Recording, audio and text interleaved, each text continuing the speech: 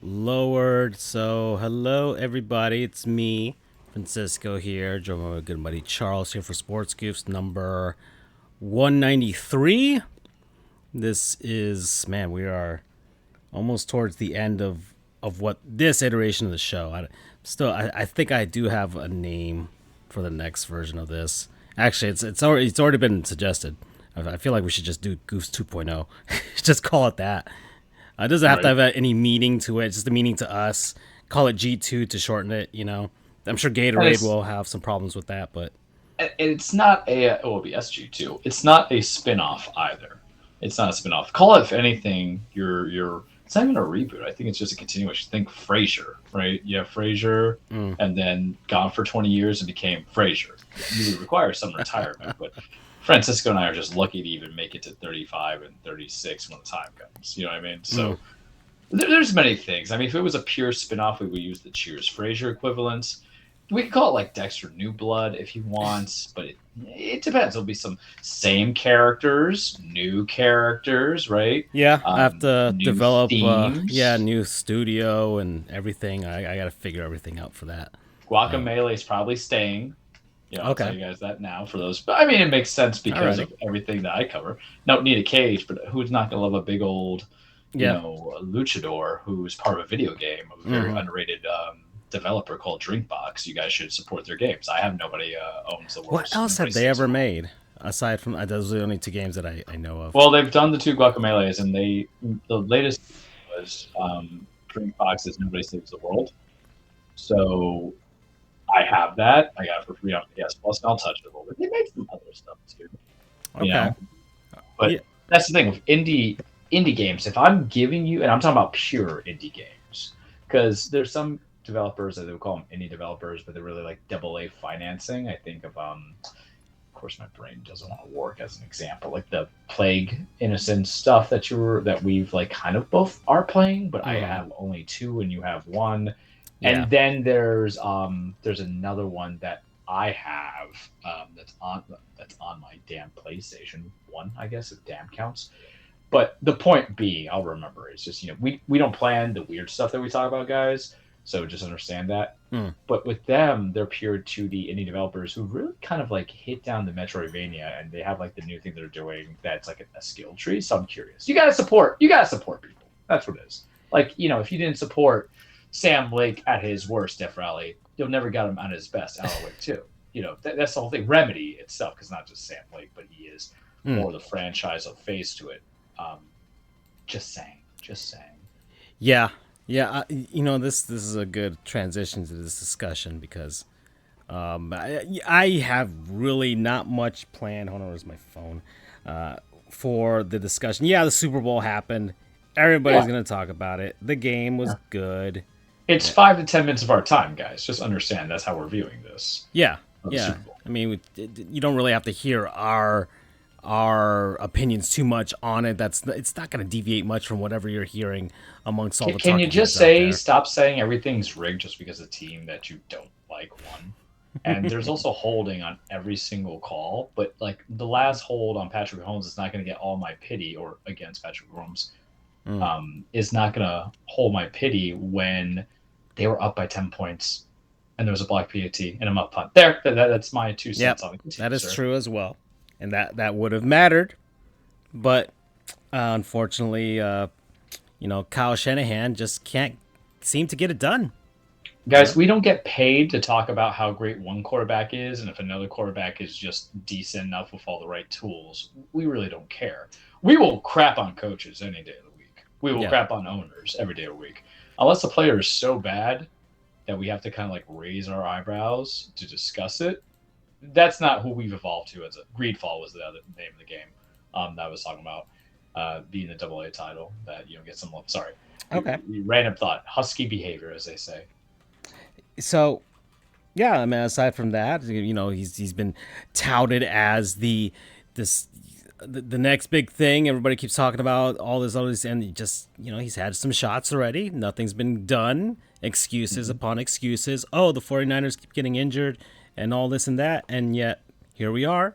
He was the offensive coordinator when the Falcons just seemed to forget how to score after going up Mhm. 28-3. against the Patriots in the Super Bowl. So, and guess what? Head coach is part of his coaching tree. Mike McDaniel out in Miami, another guy who's been touted, been praised, but all this stuff, and then when it actually matters, things seem to not happen. Excuses start to happen as well. Oh, the Dolphins got really injured towards the end of the season. Sure. These offensive genius teams tend to like choke up. Yeah. The Dolphins only scored 7 points, and I mean, just 19 points on them. Shout out though to the Chiefs' very excellent defense, because we talked about on the show in our predictions. Damn, like I don't think people understand, to make Christian McCaffrey fumble, to block a PAT.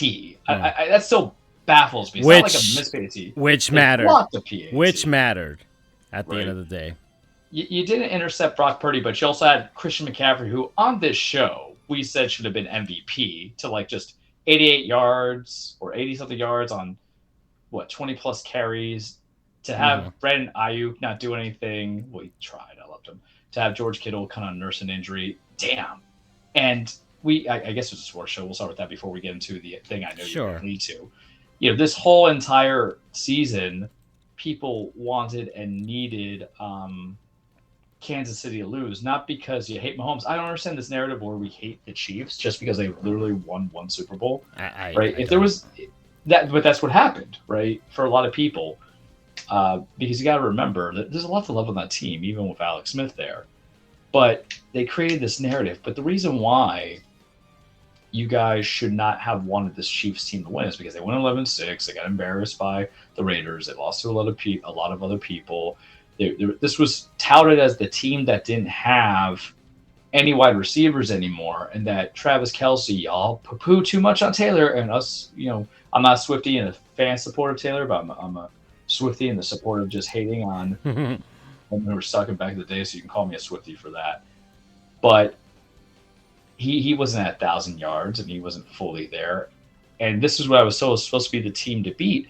And you didn't want this to happen in the playoffs, which led to them raising Lombardi Trophy, because it goes mean that regular season doesn't matter. For your team, who was holding on to being 12-5, and to the Baltimore Ravens, who are holding on to being 14-3, and then the 49ers do the same thing. The 11-16 just turn it on, and they literally decimated the first three teams coming their way in the AFC.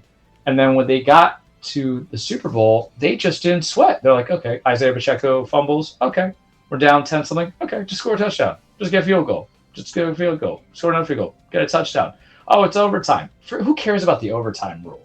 I understand people are attacking Shanahan on the whole things, but it's common sense. Just score, right? And if you don't score, something's up. But let's see him march down and just do that perfect play. Yeah. Where, yeah, sure, you want to call it holding? That's fine. I don't care. Change the rules where you can challenge it. That's all I'm saying. And then he gets a touchdown to Mecole Hardman, and that's it. When all the defensive efforts, y'all should hate yourselves, because it's really just saying it's going to be what you kind of hate in the NFL that the MLB is doing, where it's just literally all you need is one guy. MLB is doing over Shohei, right? All you need is just one guy. It's the guy, right? It's the guy. He can just turn around everything. And Mahomes has proven that. 3 Super Bowls, 3 Super Bowl MVPs. Andrew in the chat said 3 out of 5 years, right? That was my OG thing. Yeah. I forgot how it got elongated. Yeah, we can finally we can label it. I mean, it is what it is. It's a dynasty, so I think I said to correct Andrew, who's not with us today. He's not dead. He's just on the show. 2 out of 4 is in consideration, but he's getting truthfully 3 out of 4 appearances for Patrick Mahomes, but 3 out of 5 years is the spread, and that's fantastico. I liked it as a Super Bowl. I thought it was probably one of the better games I saw this in the last several years. Yeah. Well, let's call it the last 5. Better. I don't know if it was better than last year, but yet also I was very much imbibed last year. This year I was pretty good. So I just remember things happened in the Eagles game. Definitely better than Rams-Bengals.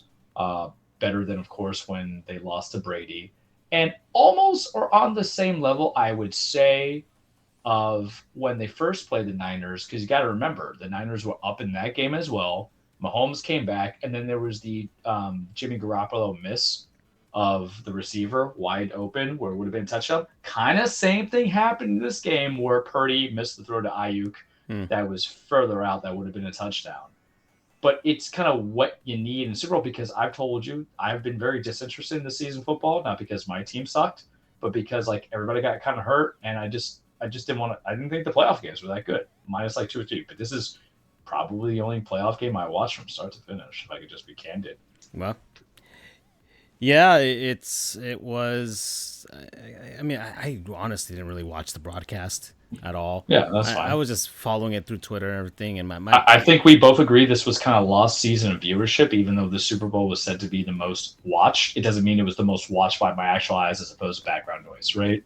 yeah, exactly. It was once again, it was a good game. I watched the end. I was driving. I saw the first half. I drove home. I saw the overtime portion as well, so I didn't miss the game completely. But I was really indifferent towards either team. Really, I could not seem. I can't. I don't hate the Chiefs, and maybe it's because I guess the Patriots were better villains. Yeah. In regards to the NFL and people hating them as a dynasty, because I mean, there's several factors that makes them a better villain than the Chiefs. Like, can you call a team led by Andy Reid a villain? That was where I was gonna get. Andy Reid doesn't seem he's like a jolly fat man. I mean, how can you hate that guy with the big mustache, and he definitely leans into the whole he eats barbecue for breakfast type of vibe Man that you get. sweats at the Waffle House when he sees the menu. Exactly. So you have that. You have Kansas City is not as a hateable of a region for sports in comparison to Boston. That's a massive difference right there. I mean, the Royals won one championship, and then you have the Chiefs, and they've got 4, I think, now in total.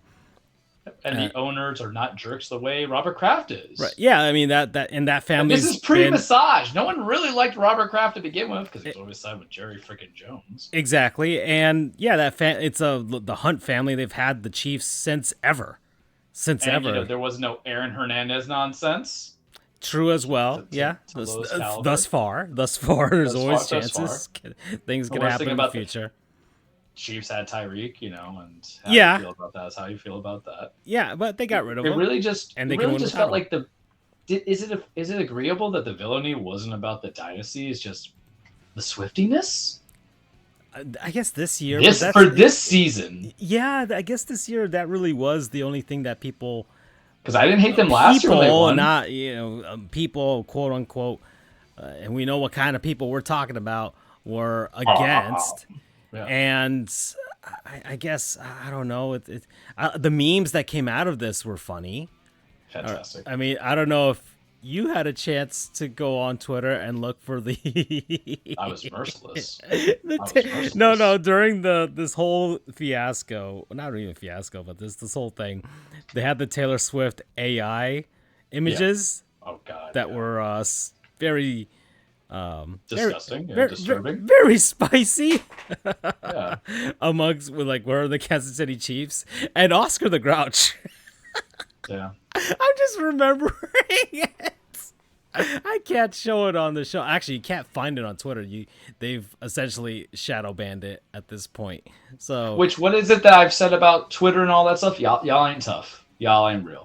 Y'all just have your little typing behind things, but you gonna say that to her? Did you gonna say that to the Kelsey brothers? After I saw Jason Kelsey just in that Luchador Rey Mysterio mask, and then Travis, they beat your ass too.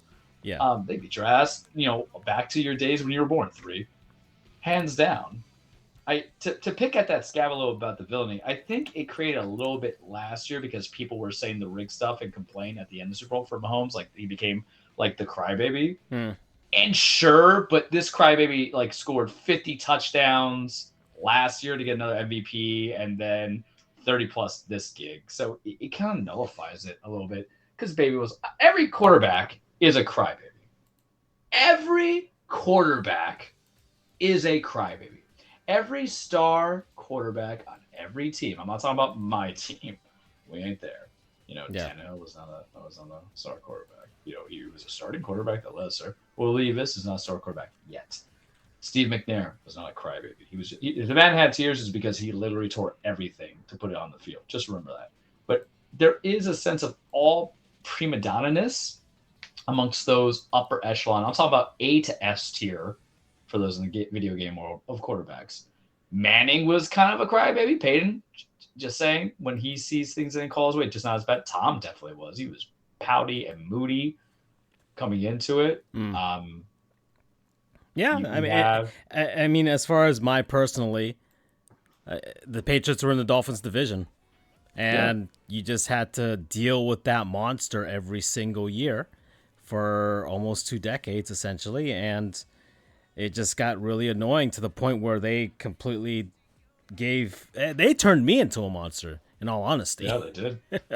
They made you into that animal. Yeah, and exactly. To pick the scab slightly more, and then to move on to the best part of the Super Bowl. We'll get that in a second. I think there was just that bit of jealousy of team building where you just said, hey, let's just get this right coach, put some players, because the Chiefs are in an offensive pick or a financial pickle, so they're going to cut guys, but they found the right guy to kind of build around. And I just don't see him as able. And to go back to Andrew, because he's not here, but I'm going to counterpoint it. He puts in the chat, which we will one day publish all the notes. It's like the Epstein files, right? Without the perversion and terribleness that he did, is the idea that he basically said he hates dynasties unless it's his own team, which I think is everybody. But the whole thing is, I can still appreciate a dynasty though, because it's the same team literally whomping everybody. This ain't 1920s, right? Or this isn't Bill Russell in the Celtics, and clearly the NBA was a very inept league on how to play the game, and he was able to dominate. We can all agree with that, right? So to be able to do this continuously, it has to be admirable or respectful, because if you don't respect it, you guys just don't like the game, especially since in modern day football, they're really trying to make it as fair as possible with the cap and how they do these contracts where they blow it out. And that's why you have a lot of cap casualties. That's why, part of the reason why they let Tyreek go, right? If there was no cap, Tyreek would still be on the team. I'll be the first person to tell you that. It's why Mahomes had to kind of play in that factor of what I call the Shohei contract and NFL life. And Chris Jones is going to be gone. They let Frank Clark go, who was the guy who helped them last year. Chris Jones, he's going to count for $30 million on the cap, or he had a 1 year, $32 million extension, but they can go from there. They're not going to franchise tag him. So you have to appreciate it. And I think it's also like we compare it too much to the Patriots dynasty because, I think we all have to admit we enjoyed the Patriots dynasty, but the Patriot dynasty was a tale of two cities. There was the first Brady eras, which were dull dynasties. It was just the lightning in a bottle, I feel. The 3 bottles came out of it. But it gave me the greatest Super Bowl I ever watched, which was 28-3, the Falcons, which Kyle Shanahan was on, which killed any hatred I have of Tom Brady. Seriously. Because I saw him like, that's all I need. It gave us the great defeat of Tom Brady with Nick Foles, just doing it with the Philly special. True. But still enjoyable. And then it gave us the very, of the Rams versus them that was very boring, which was probably the most dull Super Bowl I've seen. And then Brady goes off to win one with the Tampa Bay Buccaneers. But you have to appreciate it because you're in it for the sport. So if you feel everything's truly rigged, whatever, but you do want to build a blueprint. It's the same reason how the Pat Riley Lakers came in and they built the blueprint in. It's how the Heat were able to build a blueprint. It's how actually, it wasn't even the Heat who built the blueprint. It was the Boston Celtics. For that 1 year, they just couldn't make it into a dynasty. Debatable if the Heat actually made a dynasty, but it's lowercase dynasties, what I'll call the LeBron era. Why not? It's our show. We can do whatever we want. Say, you have to hate us, follow us on the Twitter and argue with us. FJOJR, Charles Drew, Jeffrey Hole, sports_goofs, Panthers historian, and Marlins historian, which is going to be popping hot soon. But that's all I have to say about the game, aside from the best part of the game. But you haven't spoken of it because apparently I took the wheel. I mean, that's basically it. I'm playing a playlist of the Super Bowl commercials in the background right now. Anything that stuck out to you over the course of this? Usher halftime show was just fantastic. Yeah, if there's one thing Usher can do is he can bring people. Yeah, he brought a lot of people. One, he gave us memes, and the memes have just been great. The sweating memes are great. First thing I'm gonna say, the sweating memes, the Alicia Key memes, how your girl is with the work bestie, stuff like that. I was laughing. The Jay-Z, how he hasn't aged well, all this stuff. I always love a good meme. The Travis Kelce yelling at Andy Reid and everything that comes in from there. Yeah, that was funny. Anything copies into it. Just everything about Jason Kelce itself. I don't know if you will go on the Twitter and you saw like Travis is with Taylor, and then you just see a stumbling, possibly drunk Jason Most Kelce and a luchador mask just going and begging and fighting for stumbling. How could you hate them? I don't know. I'm a Philly fan just because of it now. But Usher's it played all this. There's just, you really realize how much of a catalog Usher has. Yeah. That I'm like, damn, they didn't play Daddy's Home. They didn't play. Me and my paralegal went through and said it didn't play Daddy's Home. They didn't play Climax. You're not gonna do Moving Mountains, which you could if you wanted to.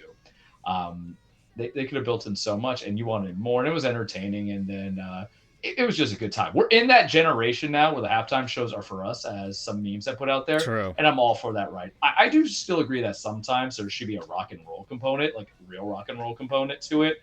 But, you know, you're not going to be able to get certain dynamics. But that's why I'm all for like the joint cohesion. But it worked very well, just Usher just doing things. And then ending it with just the I don't think you kids understand. That song came out in 2004, and I'll still listen to it here on. I don't think I ever get sick of it. Exactly. We all know who Lil Jon is because of it as well. Yeah.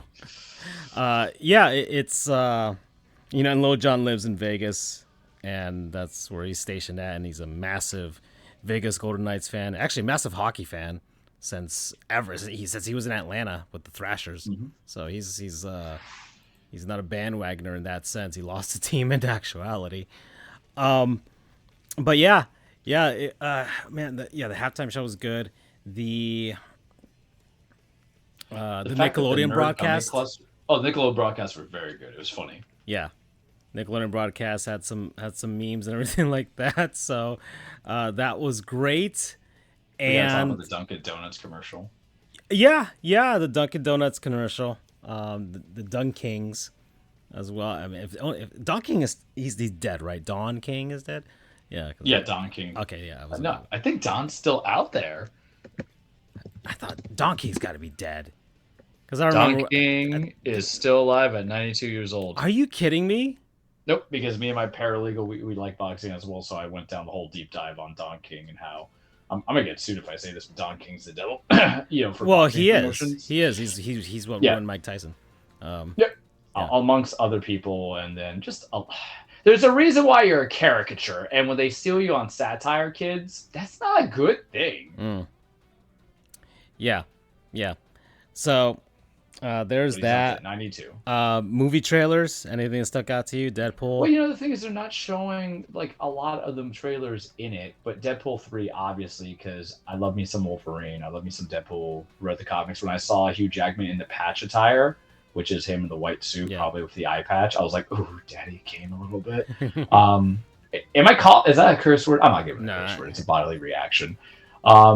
So I was like, yeah. And the fact that Nerd Gummy Clusters got a commercial goes to show the momentum that I've been building. Because I've been on that bandwagon about those Nerd Gummy Clusters for all. You will try those. Here's a question I have for you, though. One, there was a lot of car commercials, I felt like, which is great. But here's my general, which is good. I don't need to see some weird Ford Focus kind of stuff commercials on the Super Bowl. And this is even about the Jesus ad. I don't think it was necessary, but hey, you take that money, go ahead. ESPN, ABC, CBS broadcast, whoever. But this is my question to you. Why did Oreos need a commercial? You don't have to sell me on Oreos. I'm always looking at Publix. I'm seeing what's the buy one, get one half for free. I admire the admiration and the attempt.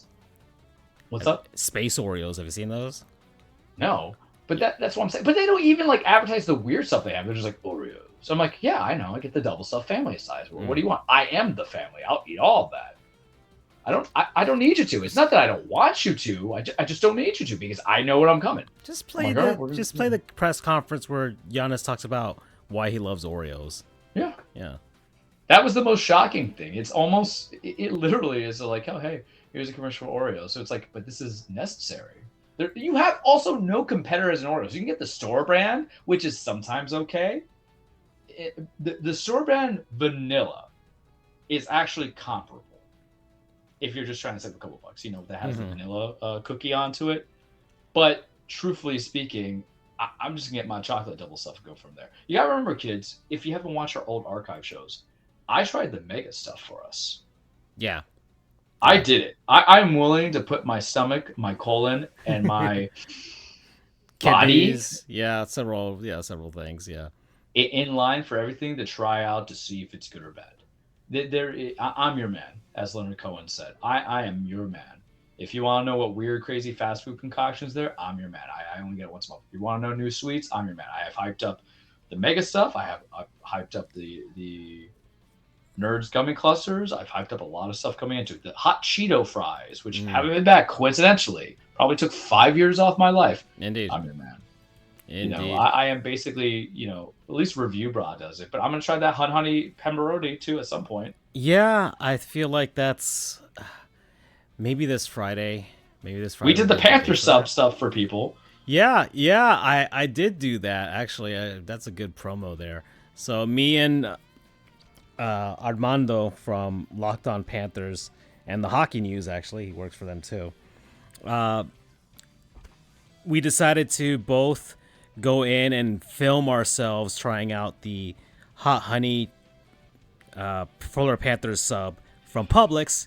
He's looking hot, by the way, ladies and gentlemen. The OnlyFans actually might be justifiable. You haven't seen now me in person like a couple months, so yeah, with his nice square arms, his pronounced face. I see some biceps also popping. Just saying, folks. A little shorty at the gym. Just saying. It is working, and I did have a dilemma today. I thought I was gonna get it because you got it today as well, and we might have to do a joint promo on that. Just saying. Yeah. So I did do it. I did it last week for the non-sponsor there, but I did not do it today. I just got half of an ultimate sub, and just was good. I was good. I didn't want to get it for the third time. I don't want this to be a whole Burger King Chiking situation out here, because that got ridiculous. I was eating that thing pretty much every day for a few weeks there. I followed suit, and then my stomach hated me for it. Yeah, and then Burger King got rid of it, so woof. And well, so yeah, we tried it out. It's on his channel, the Locked On Panthers YouTube channel, so you guys can check it out if you follow me on the things. I retweeted it as well, and it's on Instagram too. So yeah, so go see my review of the sandwich. I did lower my score a little bit because I think I might have, you got to step back a little bit, right? Every once in a while, and be like, okay, let's maybe the high of it at one point was why I gave it an extra 0.5, but it's an 8.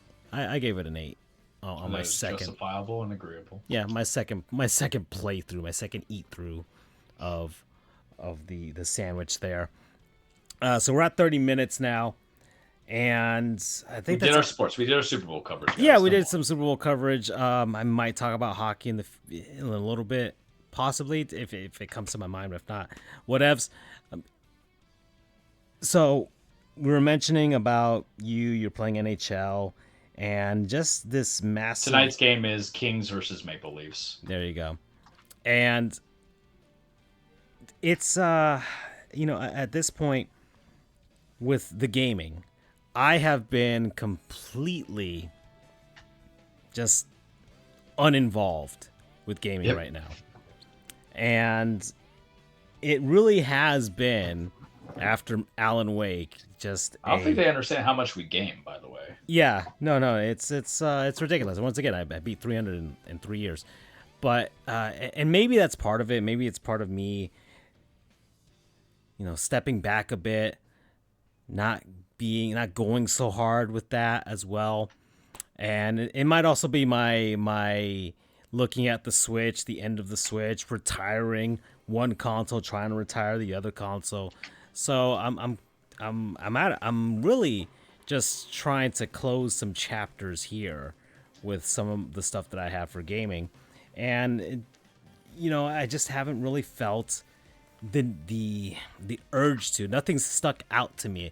I look at my entire catalog on my PC, which is massive, and yes, there are plenty of games there. There are some mutuals that we have that are there that we could start, both of us, but emotionally, I guess we're just not there yet.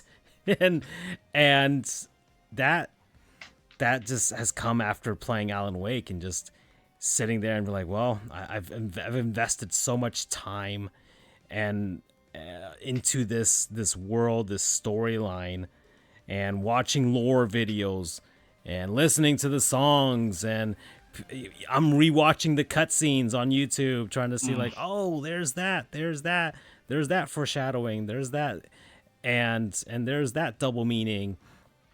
And right now I'm having more fun not playing anything else and delving into the lore, into the world of that and the making of it and the philosophy behind it than I would be playing.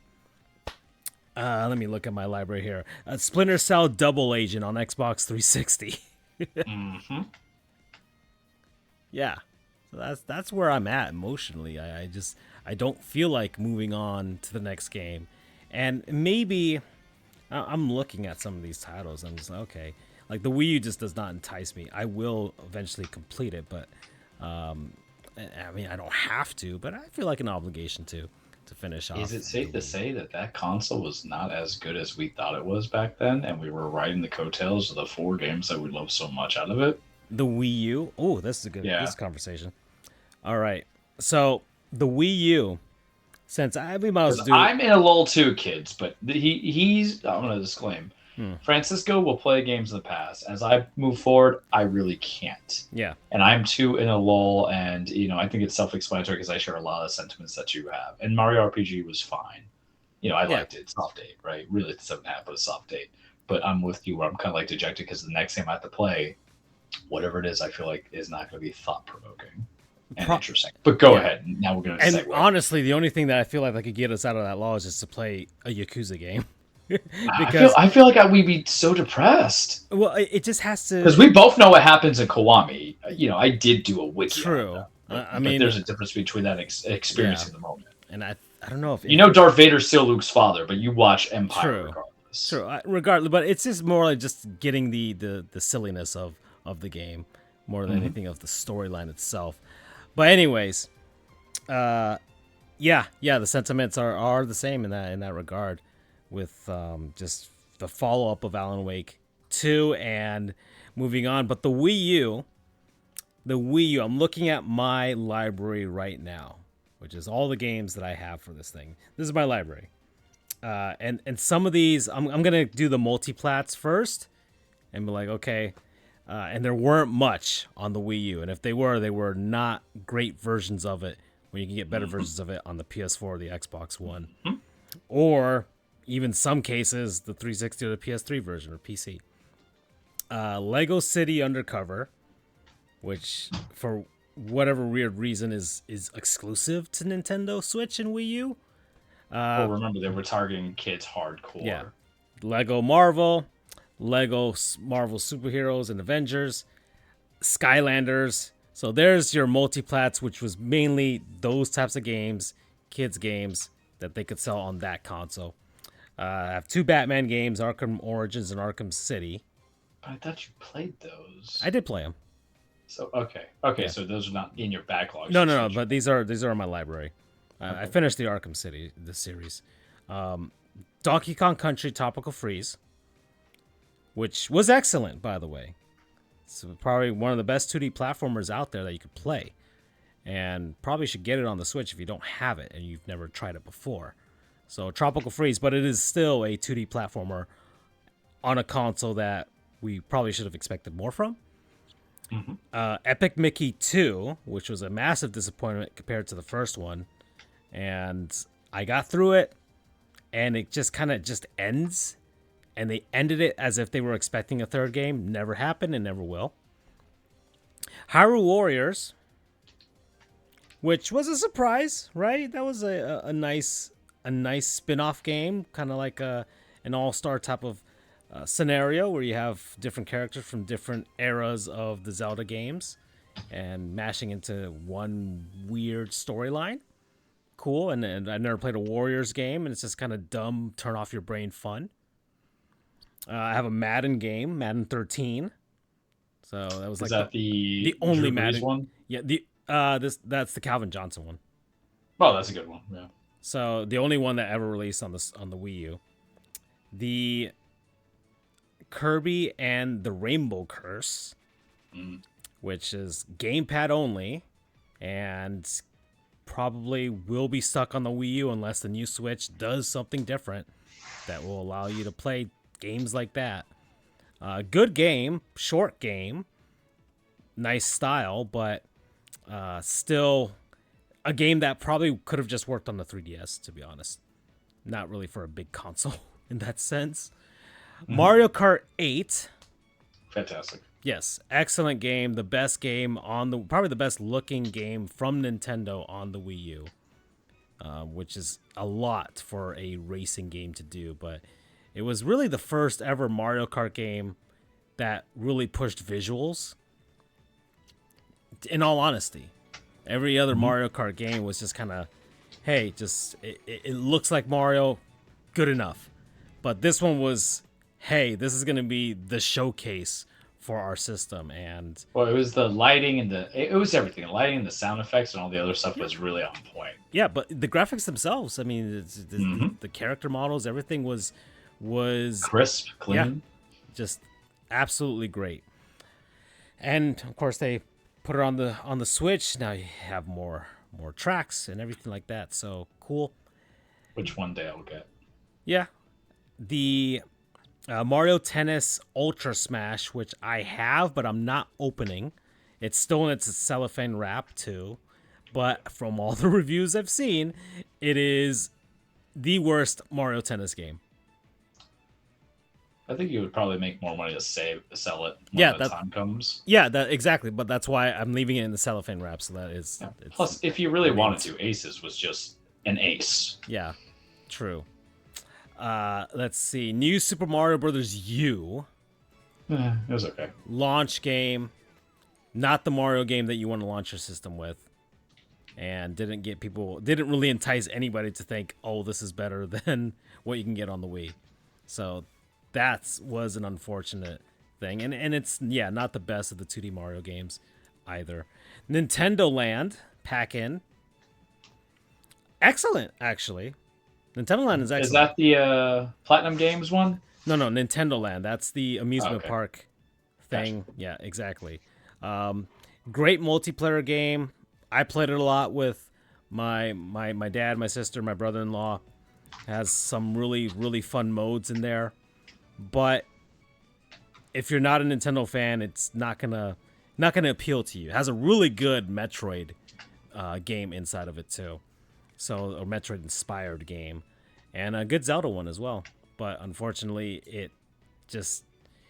it probably deserved a second life on the Switch, but I don't even know how some of those games would work because they were very Wii U centric.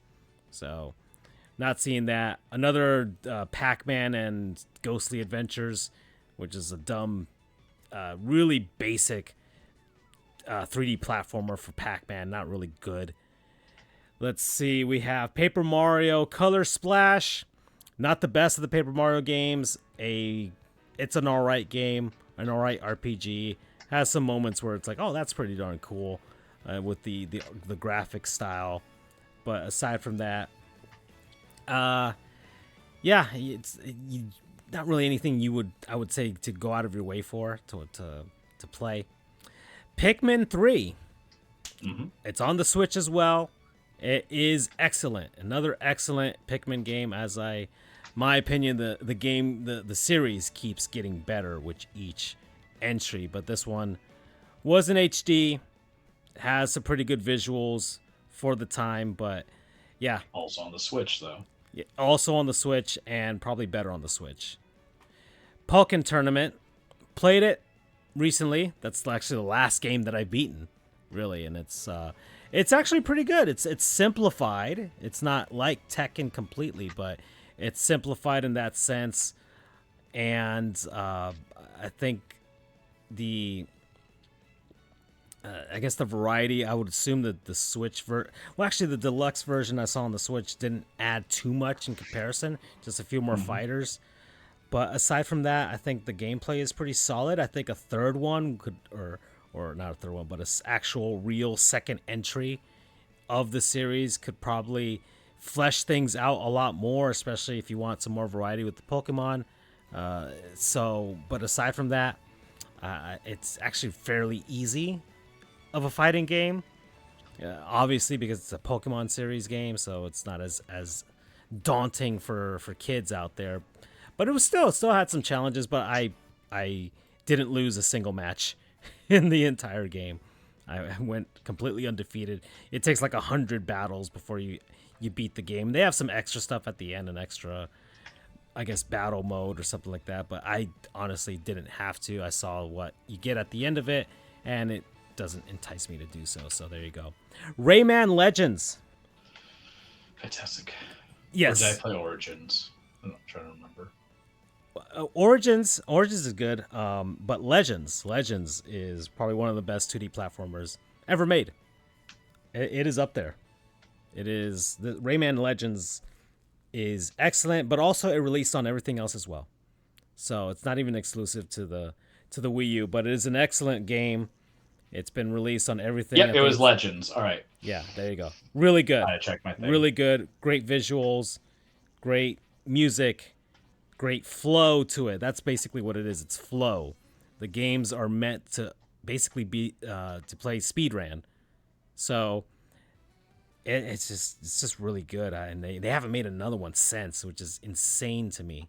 But they ported it to pretty much everything at this point, so you can play it. It's Ubisoft. When they actually do have something good, they'll neglect it. It can't hit teenagers. Yeah, exactly. But then they'll crap out their next Assassin's Creed. Yeah, basically. Yeah. Or Far Cry.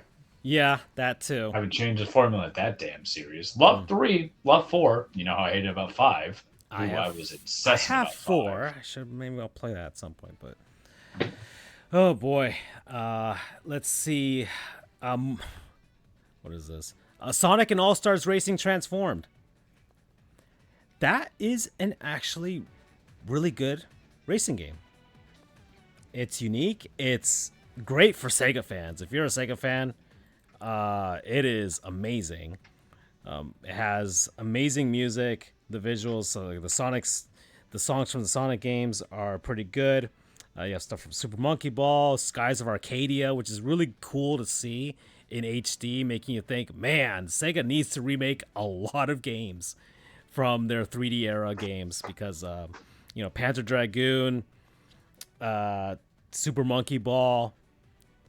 There's so much that they could redo. They don't even have to make like completely new stories. You can just just remake your old stuff. Maybe people can fall in love with them again and see what you got from there because there's a lot of series that need stuff. And then they have this final race course. It's called the Race of Ages, which is like the cybernetic type of world, and you have like floating Sega Saturns, Sega Genesis games, and the song is the main song from Space Harrier.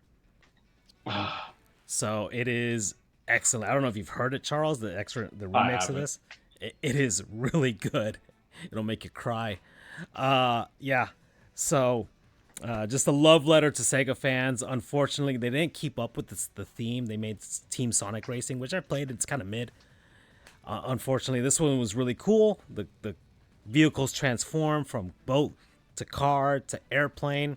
They have a level from Afterburner, which is excellent. Really, really cool sequence in that stage. So, yeah, Sega, please make another one of those. Or, I don't know, make an All-Stars Racing Transform Deluxe or something and put on the PS5 and the Xbox PC and the Switch 2 because it is really good. Let's see. Splatoon 1, Charles. The thing that forged our friendship. Forged my friendship. Tony and I's friendship got stronger. Played with your cousin. Yeah. Took 130 hours of my life as a law student with 2.5 months or 3 months only played. And if I did not give up that game during the bar exam, I would not be a lawyer. Yeah. Yeah. Generational, transformative. Love 3. I haven't touched 3 in a minute, but that's the problem with multiplayer. Sometimes you gotta, This man will tell you when 3 came out. We were grown men in our mid Yeah. 30s. When 3 came out a year and a half ago, we put in we would play almost every night for the first 2 weeks, and then I'm Mhm. like, I got court tomorrow, man. Imagine that with weird law school scheduling, which you can calendar it. You don't work during law school, truthfully, so you can calendar it to where you got class from 1 to 9 p.m. and then 10 p.m. you get home, eat your food, put on that Wii U. Yep. 10 to 2, baby. Yeah. Tony and I were putting that work. You, me, your cousin were putting in that work. Yeah. Forge good friendships. Very, very, one of the best games I ever played. True. It was something new. That was the biggest thing from Nintendo. There's something about just spreading your ink that just makes sense. Yeah. I just can't explain it. It was pretty transformative. Probably one of the first actual multiplayer games I was willing to continue playing. And it's the first multiplayer game that Nintendo got right. Yeah. And when I say Smash Brothers Online, Smash Brothers was good. Smash Brothers Online wasn't playable until you got to the Wii U one. And even then, they didn't even get it right. Mario Kart. They didn't even get it really right on the Wii U either. Yeah, and not an issue, truthfully, with Splatoon at all. So that's what it was refreshing. Yeah, and true. The beauty about not having to do chat with people for Splatoon, though sometimes I do need Nintendo to fix that eventually, just in case Splatoon 4 comes or a ported version of the Switch 2 one. Just listen to all of my music and doing that for hours on end. And the music was also good too. I can't. There's not enough. Yeah. Yeah. Name your first child Splatoon or Inkling. It's okay. Yeah.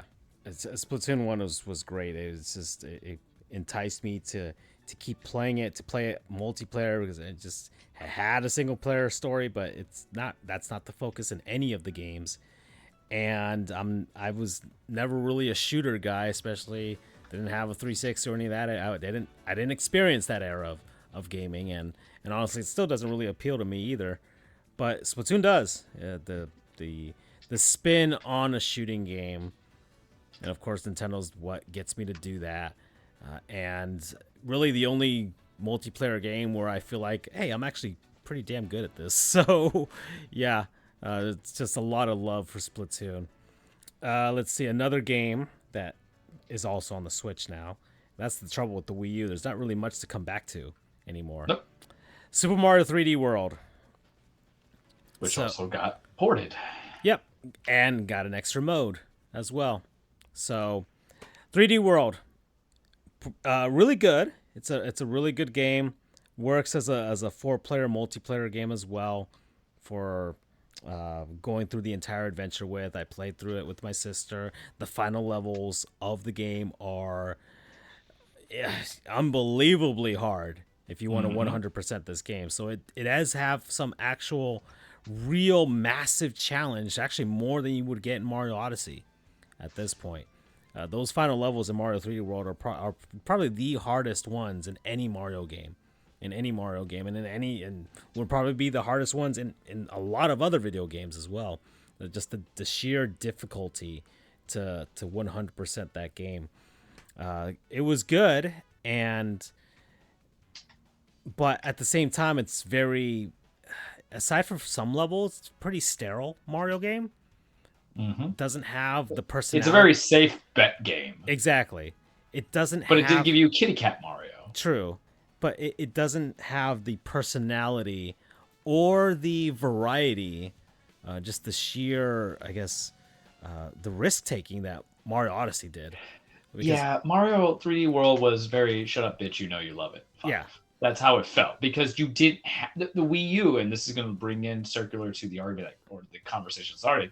When I say that brother was starving, Yeah. When it came to that console. So this was really like what we had that was its own original gig without being a remake, a port, and just something. This was Nintendo's only 3D game for Mario, if I'm not mistaken. Yep. So it was that in Pikmin 3, you guys, because even Wind Waker HD, which was my first go at a Zelda game, which I loved, I thoroughly did enjoy it, that was a remake or port, so you can't get all the credit.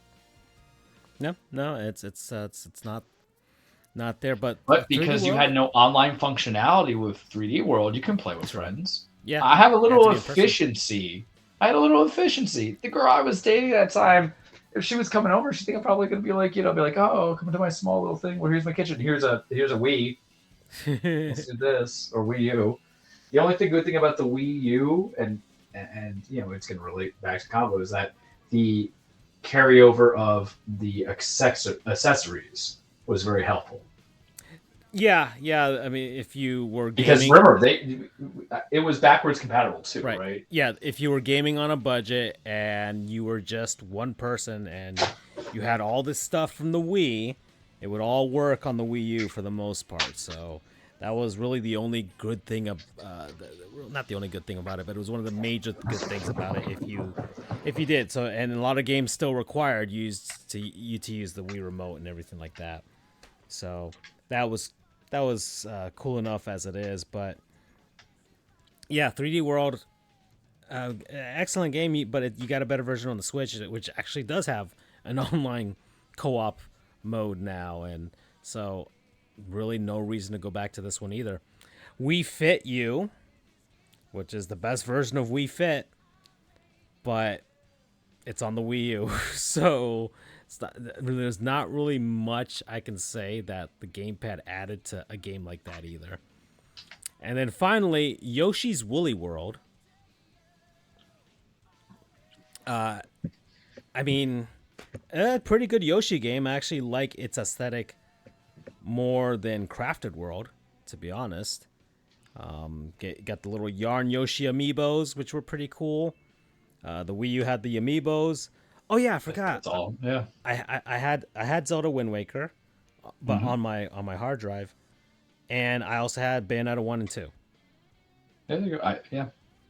So, but of course, all those games are, except for Wind Waker, but Bayonetta and Bayonetta 2 are on the Switch too as well. So Mm-hmm. that's there's not much to go back to at this point. The Wii U has been made obsolete by Nintendo themselves because, So yeah, this brings into the hard part of the conversation. Hmm. Was it just a bad console? Even with the games there, because you have to judge it on the production of the console itself yeah, and then what's there to play for it. Because a lot of people revere the Dreamcast, true. and I didn't have one, so I can't speak to it, but at least the Dreamcast gave you some innovative, ingenious games that came with it. The And I look back at Dreamcast. the Wii U, and I'm like, I got Splatoon 1. And Yeah, that's the only game I will associate with it. Because Bayonetta 2 was a exclusive right, to the Wii U, but aside from getting ported to the Switch and all that stuff, Bayonetta 1 was right. multi-platform. So I can't even give that, even though Bayonetta 2 was said to be, like, I would say top 5 of the Wii U gaming era, and a very small selection of it. Mm-hmm. But you do define the games on what it did creatively for its console, but also like the seminal games. And it kind of felt like Nintendo was just gonna be like, we're going to see where this takes us because this was the original idea to begin with. And, you know, the Smash Brothers on the Switch is the best Smash Brothers. Sorry, you guys can have your melee fun go from there is the Yeah, perfect thing. The same thing how I feel about Mario Kart. So those games, which I loved the Wii U component of it. I mean, Mario Kart 8 is essentially the remake, and I bought that remake. mm. Ridiculous. I was like, oh, they added this. I'm like, I'm just going to do it. Yeah, But you're not even getting the perfect form of it. Because Melee has a special spot for, I think, for a lot of people. Why I couldn't tell you to remember because I didn't have it on the GameCube. I played at friends' houses a lot. You right. know what I mean? So maybe it's a different kind of love. But you had no trend-setting game aside for Splatoon 1. The console's performance wasn't really. It was still in the 480p world, if I'm not mistaken. They were not in 1080p, right? They didn't get to that level yet. For what? So for the Wii U, so it was 720p, right? Well, That was the their Wii U. I mean, it is an through. HD console, but you're not. Yeah, you wouldn't get 1080p on a lot of games, and if you did, it was probably like New Super Mario Brothers. You know. They banked on this is what the problem with the Wii U was, right? Where you talk about console performance and stuff like that. And it's okay to have, weird little niche accessories. I'm playing my PS5 right now, and truthfully, I know the Xbox is a stronger console, but I like the haptic feedbacks, if that's their calling to it. the Wii U relied on two things, and that's why I just think that they couldn't give you the gaming production they want to try to. They relied on amiibo money, and they relied on the gamepad. The gamepad I kind of hated because it was too bulky, in my opinion. For me, only for me, it was fine for certain games, but I rather have other weird things with it. Especially if I could play with the Pro controller or a wired controller or with my own Wii console controller, right? So that kind of it didn't make it obsolete, but whatever. You always had to charge it too. That's something that only held like 2 hour charge, if I remember correctly. Yeah, yeah. And I think they try to go on the multi appeal that's both a Wii and a Wii U kind of games you can play. The backward, always love backwards compatibility because it makes me want to just try stuff, but it's not like it upscaled it. No. And the amiibo target was great because I love knickknacks. I have pops and amiibos I'll bring into my office. So that's fine. Man, that Sora amiibo is coming to daddy at some point. But I think it was rather disappointing. That's why I'm just like, for all what it was. Remember the GameCube novelty was you can bring it anywhere because it was easy? Seriously, it was. And the games that it had, and it still has, a lot of games that are still not anywhere else. Nintendo hasn't really re-released them. There's more than five games that define that console. Double Dash, they had Double Dash, they had Melee. I'm not complaining about it being less better. I'm just saying they had Metroid, all the Metroids. They had your Star Oceans and all that weird stuff that came into it. You had other games. You had your Luigi's Mansion. You had Mario Sunshine. You had all these things. So it sounds like there's diversity. They're like, you get Mario 3D World, which was a soft 8. You get Splatoon 1. I'm giving that 9.5. Yeah. You have no Metroid whatsoever. At least the Switch gave you like a remake and then the 2D Metroids. Right. Right. With Metroid, help me with the name because Dread. That came into it. Dread. Mm-hmm. You even got you got Star Fox on the Wii U, and I love it. I bought it, but it was not perfect because it was like a blend. But you also got like 2 Star Foxes on the GameCube because it was Dinosaur Adventures, which is underrated, just saying. Mm-hmm. And you also got the Allied Assault one that they had. So you had all these major things, and then the Wii U, I'm like, I couldn't tell you, man. I couldn't tell you because really, we're gonna say 3D World, we're gonna say Bayonetta 2, and I'm gonna give you Splatoon. I'll give you Smash, sure, but and I did play with my boys on it. That's fine, but I don't think fondly about the game itself because I have something greater. If you play, and this is the thing that I did too, I did go back to try and play some of those games. I played Smash Brothers for Wii U. It is incredible how much visual flair Ultimate has compared to that one. Mm-hmm. It is maybe Ultimate. Absolutely, like just the pacing, the speed, the visual flares of just everything in that game is just not as good as Ultimate. Ultimate just completely, utterly. The controller is very responsive too. Yeah, exactly as well. So all of that, and the online's better. Yeah, online's better. The Wii U was weird with its controllers as well. You had the Wii U Pro controller, which I do have, but it had my love for the Pro controller. The joysticks are on the top, and which is kind of weird in a sense like that. And only had Rumble, didn't have the NFC stuff for the amiibos or anything like that. Didn't have the motion controls either. So it's fine, but in comparison to what they made with the Switch Pro controller, it's not as good. The D-pad's actually really good on the Wii U Pro controller, but I mean you can't really use it for anything else other than the Wii U. It's kind of hard to even use that on PC. The Switch Pro controller you can use on the PC or anything you have really.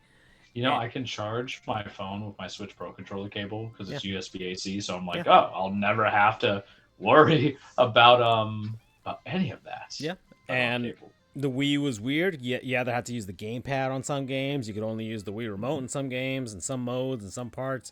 If you played it on just the Wii, you can only use the Wii controllers and the classic controllers and the attachments, and then you had the GameCube controller attachment, but it only worked for Smash for Wii U, and that was the only game that would use it. It was weird with the Wii U, and we just kind of took it because all Nintendo gave us in that era. It was a really weird era of Nintendo, And to be you and honest. I have also just owned every Nintendo console. Yeah.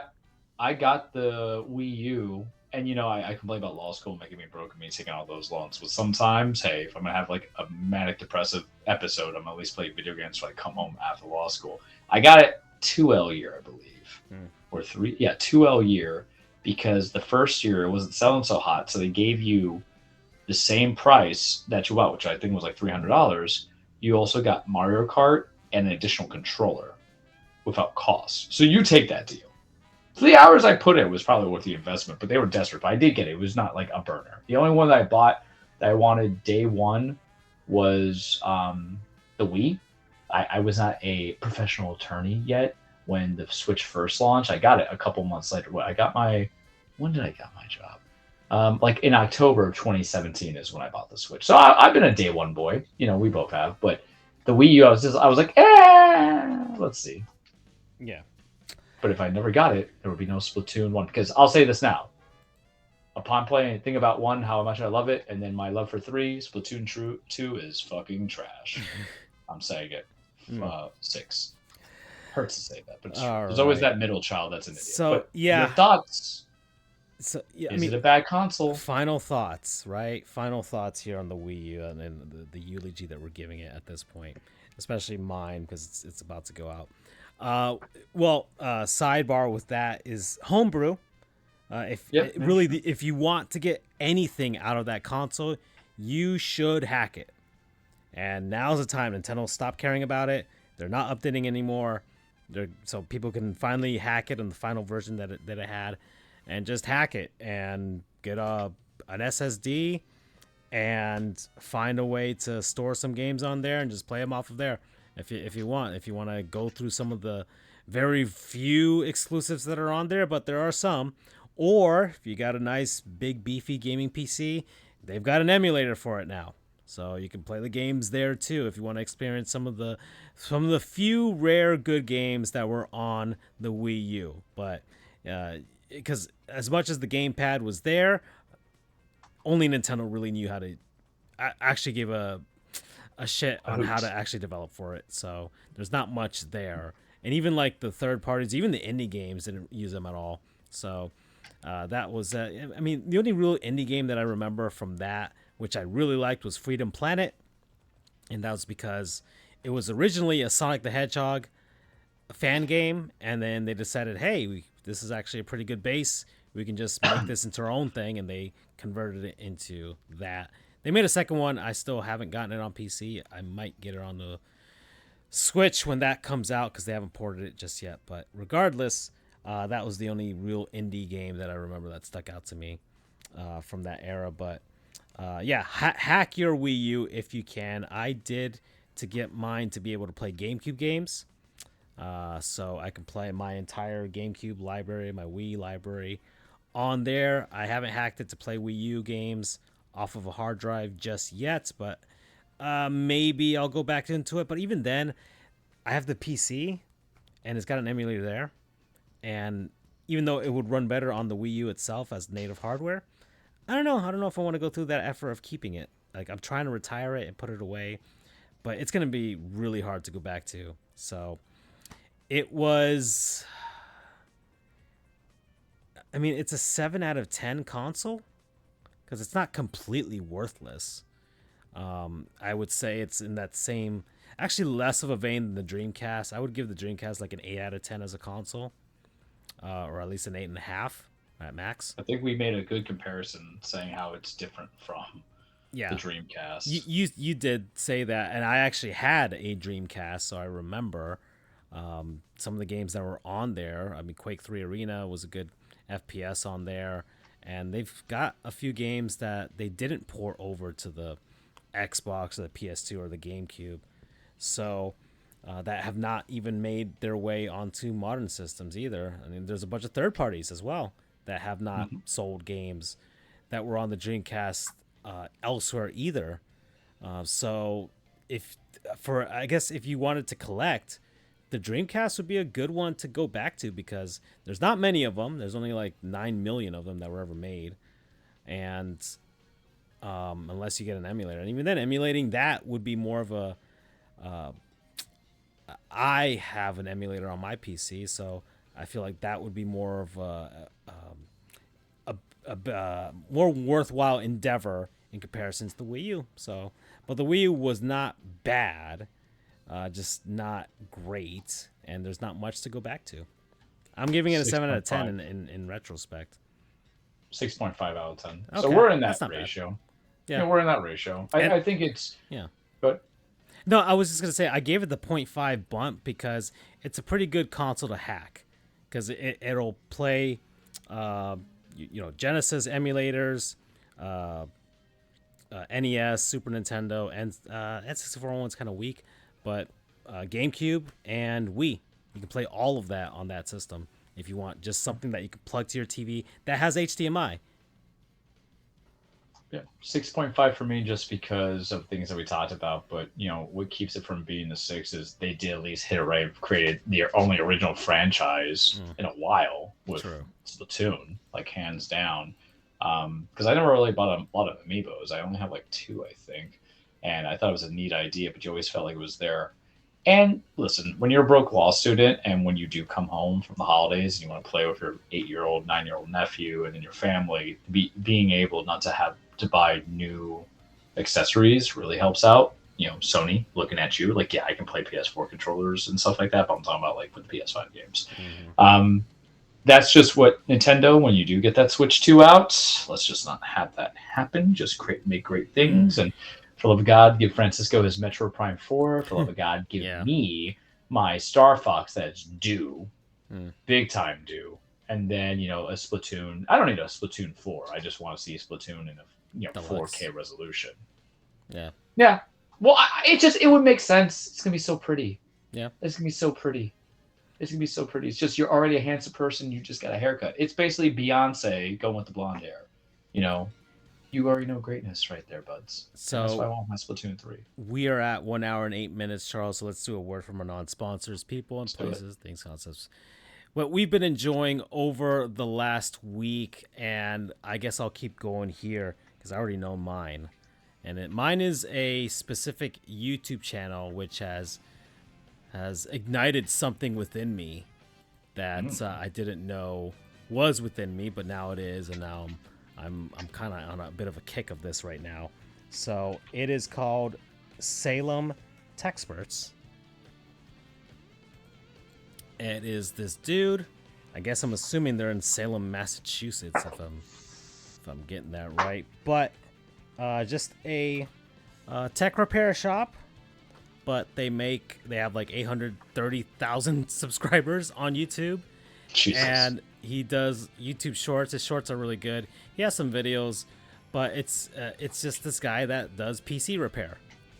And he goes into these computers that he receives from people, and you see all the nightmares that can happen, and I don't know what people do to their computers, but it is nasty. It is awful in a lot of these things. I don't know how it can get that dirty, but sometimes years get up there and just situations, and I have no idea. Computers are everywhere, right? So sometimes you just don't know, but just how he opens them up and it's like, hey, he kind of explains it to you, but he does it in a nice, humorous fashion, right? So just kind of gets close to basic sexual innuendo and things like that. Just things that make me laugh, for sure. My kind of humor. And I just like the way he presents his channel. I like his shorts on here as well. And yeah, so but it did ignite something within me, Charles. I am on a computer repair, opening, upgrading kick right now. And that was another thing, another ripple effect from Alan Wake 2, this game that has transformed us completely. You've gone introspective for sure since you started playing that. I certainly just wanted to learn how to upgrade and repair computers and finish. So the game has affected us in many different ways, but the game forced me to upgrade my PC, and that actually forced me to learn about computers and how the things inside function. And now I have repaired 2 old laptops at my parents' house. 12-year-old and 11-year-old. One of them used to be mine, and I've returned them back to life and upgraded them with SSDs and higher RAM, and I'm gonna give them to my niece and my nephew. And really, just this, along with Alan Wake 2, this channel, they've kind of ignited something within me, and I'm having a lot of fun with it. I'm out, like yesterday, I was cleaning my old laptop to give to my nephew and fixing it up, and that's what I did after I worked out yesterday, Charles. That's how I spent my time. I put on the anime ghost stories and listened to all the not safe for work on PC humor that show has, and man, I went to sleep late because I was just having a lot of fun just doing that. So yeah, promo code gosh, what's something that he says all the time, the greatest technician that ever lived. I will tell you, I would love to have something else playing in my YouTube and in my head besides anything Alan Wake related. Because I love me some Post the Fall, but man, I was listening to Herald Darkness earlier today because it was just like going on there. It happens, guys. It happens. Instrumental, and start singing to it as if it's karaoke. I know, right? And mine is, I think it makes sense. We've kind of alluded a little bit itself, and this is probably going to be the most Floridian non-sponsor I ever give you guys because it's really based out in Lakeland, Florida. So my non-sponsor is Publix. I know it feels very white boy Florida out of it, but I had today for lunch. Polk County. I had today for lunch the hot honey sandwich, which Florida is Panthers what you call the Panthers one, and it was just delicious. I'm not even gonna play it because the one I had last week actually was kind of screwed up a little bit because the Publix I went to and their satellite office was not, they didn't have the fried pickles. I don't care about pickles like that, but if you're going to curate a specialty sub, I want to try the bells and whistles. I want to see what your baby is. And so having like regular pickles on a sub, like a chicken tender sub, was disgusting. And you still get a little bit of taste of it. Like it was still fine, but whatever. So this time, it was during lunchtime. I went to one that's near my satellite office, but in a different approach because I was coming back from the courthouse. So I had it with the hot honey, the bacon, lettuce, no tomatoes. I like tomatoes on a lot of things, burgers and sandwiches. I actually am not as fond of them anymore on a chicken tender sub. On a chicken wrap, sure, because you dice them. But because the bread is not big and overlapping on the Publix subs, it's like, what do I need it? I know this might sound weird, but the lady's like, do you want mayo and mayonnaise? I'm like, you know what? Yeah. Yeah, I'm sorry, mayo and mustard. I'm like, yeah. So I took the mayo. Mayo's a fine finish. Some people don't like it. I absolutely adore mayo. It's soft. It adds a little bit of a good tang to it. And I went honey mustard additionally for it. And with the bacon, I just did lettuce and I had it toasted. And it was, 8. 8 is great. Because I actually used to say that the Publix chicken tender subs were just kind of overrated if you didn't do it a particular way. Because I'll see people who just eat it by itself without dressing it whatsoever with any kind of sauces. And I was like, son, what is wrong with you? Like, you're allowed to be a little creative here. But it was fantastic. But I've been going to Publix a lot because like I live by Walmart, so I'll buy the big stuff at Walmart. But it's the sales that they're kind of also running on the Super Bowl that kind of made me have to get a shout out because I've been to Publix and I picked up the sub today. I got myself a Arizona iced tea mango fresh, so the carbs and sugars were just so high. But I was like, if I'm gonna have something like this, I might be salty because that bacon's so good. I was like, I need something sweet to come into it. Last week when I was there, I got the Reese's miniature cups that had the Reese's Puff cereal in there, which I think I sent to you guys. Before I went to Houdini's to go to the Super Bowl party, they were doing buy one, get one free on the party size chips. And guys, I understand what you're saying. Churros is not free. If I'm spending $6.99 or $7.99 and I'm getting another one that's free for $7.99, then the party size are both $3.50 when your general size is like $4, $5 now. I'm an opportunist, baby, coming into it. So I got my Ruffles because they have riches, and then I got him the Doritos nachos. I love them Doritos. I got the nachos, and I also got the Voodoo Dust pretzels, which is like a pseudo side non-sponsored. The Zappa's Voodoo Dust pretzels, delicious, just delicious. The chips are fine. I don't care for kettle corn chips that or kettle chips like that. But those things, go get them at Publix. Zappas or Zaps, Voodoo pretzels, delicious. I get my bread there when it's buy one get one sale, and I buy my snacks there. So I'm like, you know what? I'm gonna give them their due. There was a couple of people I could have given into it. Are they expensive? Sure, but I don't grocery really shop there. I have particular things I get: my lunch, snacks. If I want to buy one get one frees on chips or bread or snacks, so it does its job. True. Never buy snacks at gas stations. Just saying, because they're always gonna be charging on. Like, so, I live in Polk County. I remember when they had a gas station called Pix. And Publix has just followed me since 1997 on, and they are my non-sponsor. Promo code fried crispy pickles.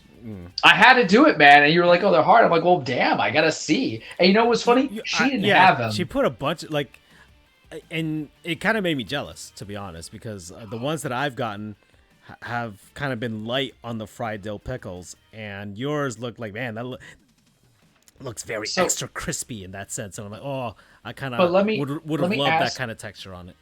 Let me tell you the story to it very briefly. It's because she was getting it, and I asked her, honey, and like, you know, I don't need pickles on this damn thing. Like, if I can dress it the way I want, they were fine, but I had to try it that way. But I asked her, I'm like, hi, do you have the fried pickles that are in there? Because the other Publix I went to just gave me regular pickles, and I rather have no pickles if you don't have it.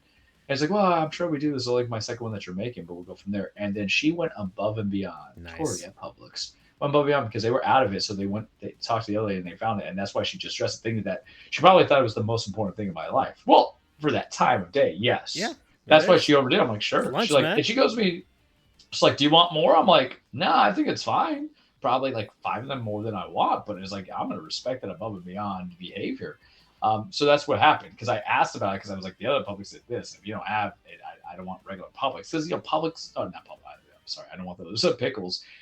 Pickle juice is not my cup of tea. I can understand maybe some people's love. My sister loves dill pickles, like the big long ones and everything like that. And, you know, my dad does too. But like actual size pickles, I think the juice ruins a lot of texture. Like, I grew up and I'm like, okay, if they have pickles on my hamburger, just pull it off. But it was generally McDonald's. It always messes that up. You know, you say you want a quarter pounder plain, but the other places don't.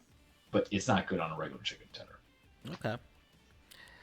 All right. So we are at an hour and 20. Let me see what's on this list here that I have. Let's see. So we talked about that. We talked about, I mean, there's kind of an uproar right now in baseball fans because the new uniforms that have come out, because Fanatics is making the uniforms now. Yeah. Even the official players ones. And Nike is just licensing their logos to them. And the players don't like them. The fans don't like them. It is kind of a marketing fiasco amongst the baseball fans, the hardcore. I don't know if any of the casuals will notice, but I'm going to be honest with you. I barely notice it.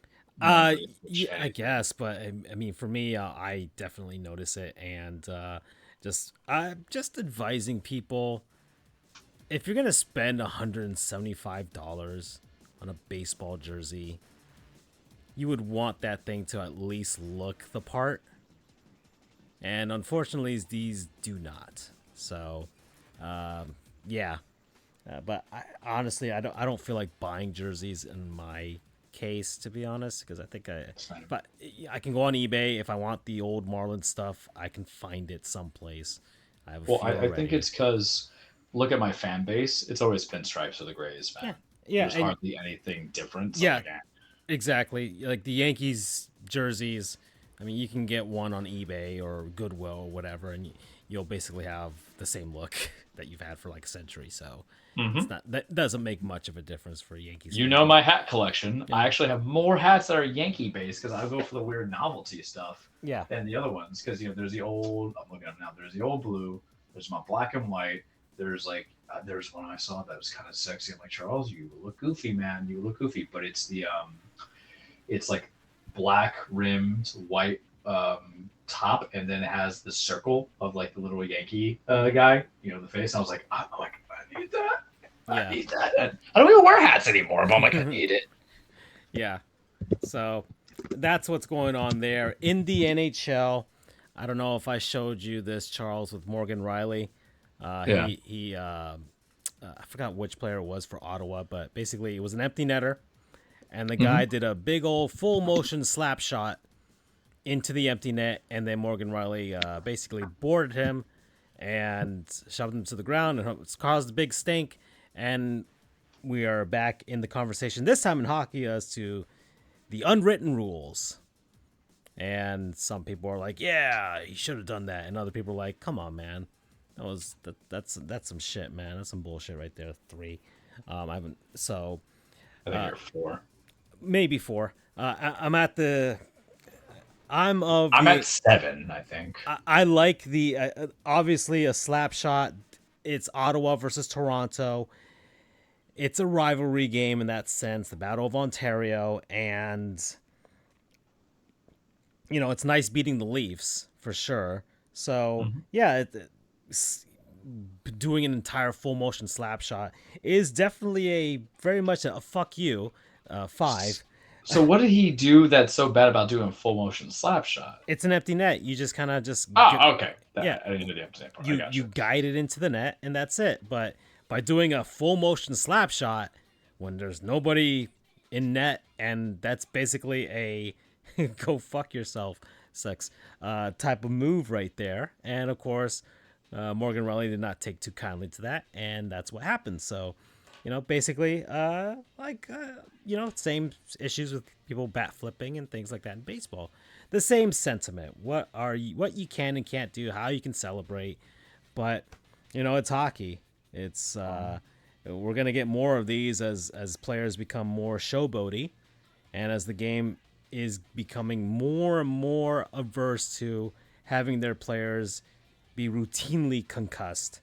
Right? They luckily got through it with Sidney Crosby, who got concussed a lot earlier in his career.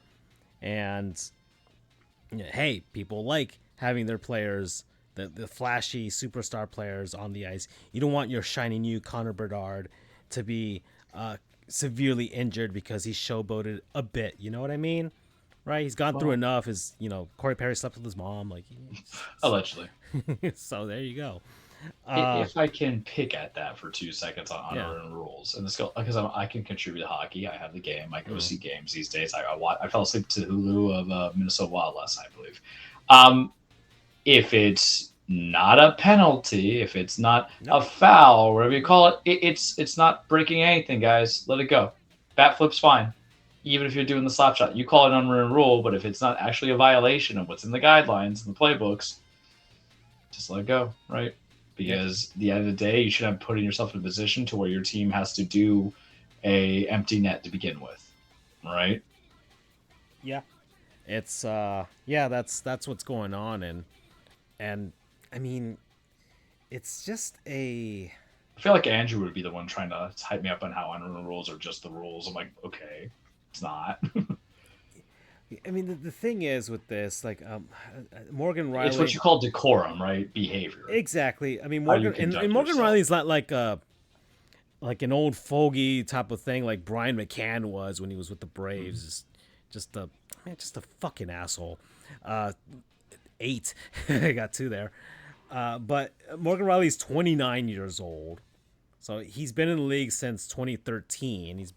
He's when he was like 20 years old or something. He's been in the league a long time, and I guess that was at the beginning of this transition, or actually towards the end of this transition, where the game is becoming more skilled, much faster. You're getting rid of enforcers and guys like that. So he did come up towards the tail end of that era, and so maybe you can kind of give it to him as, hey, he's kind of laying down the law in that sort of sense of what the old school was like back when they still had some enforcers hanging around. But NHL's on ESPN. They're trying to be cool. They're trying to be hip. How do you do, fellow kids? Type of thing going on right now. And the rough and tumble stuff should still be in there because I went to a few sporting events. Actually, I went to some sporting events last week. I went to 2 of them. Caribe. Yeah, I went to a hockey game. So I took one of my uncles and one of my cousins to their first hockey game. They're from Nicaragua. Definitely, I've never seen anything like that.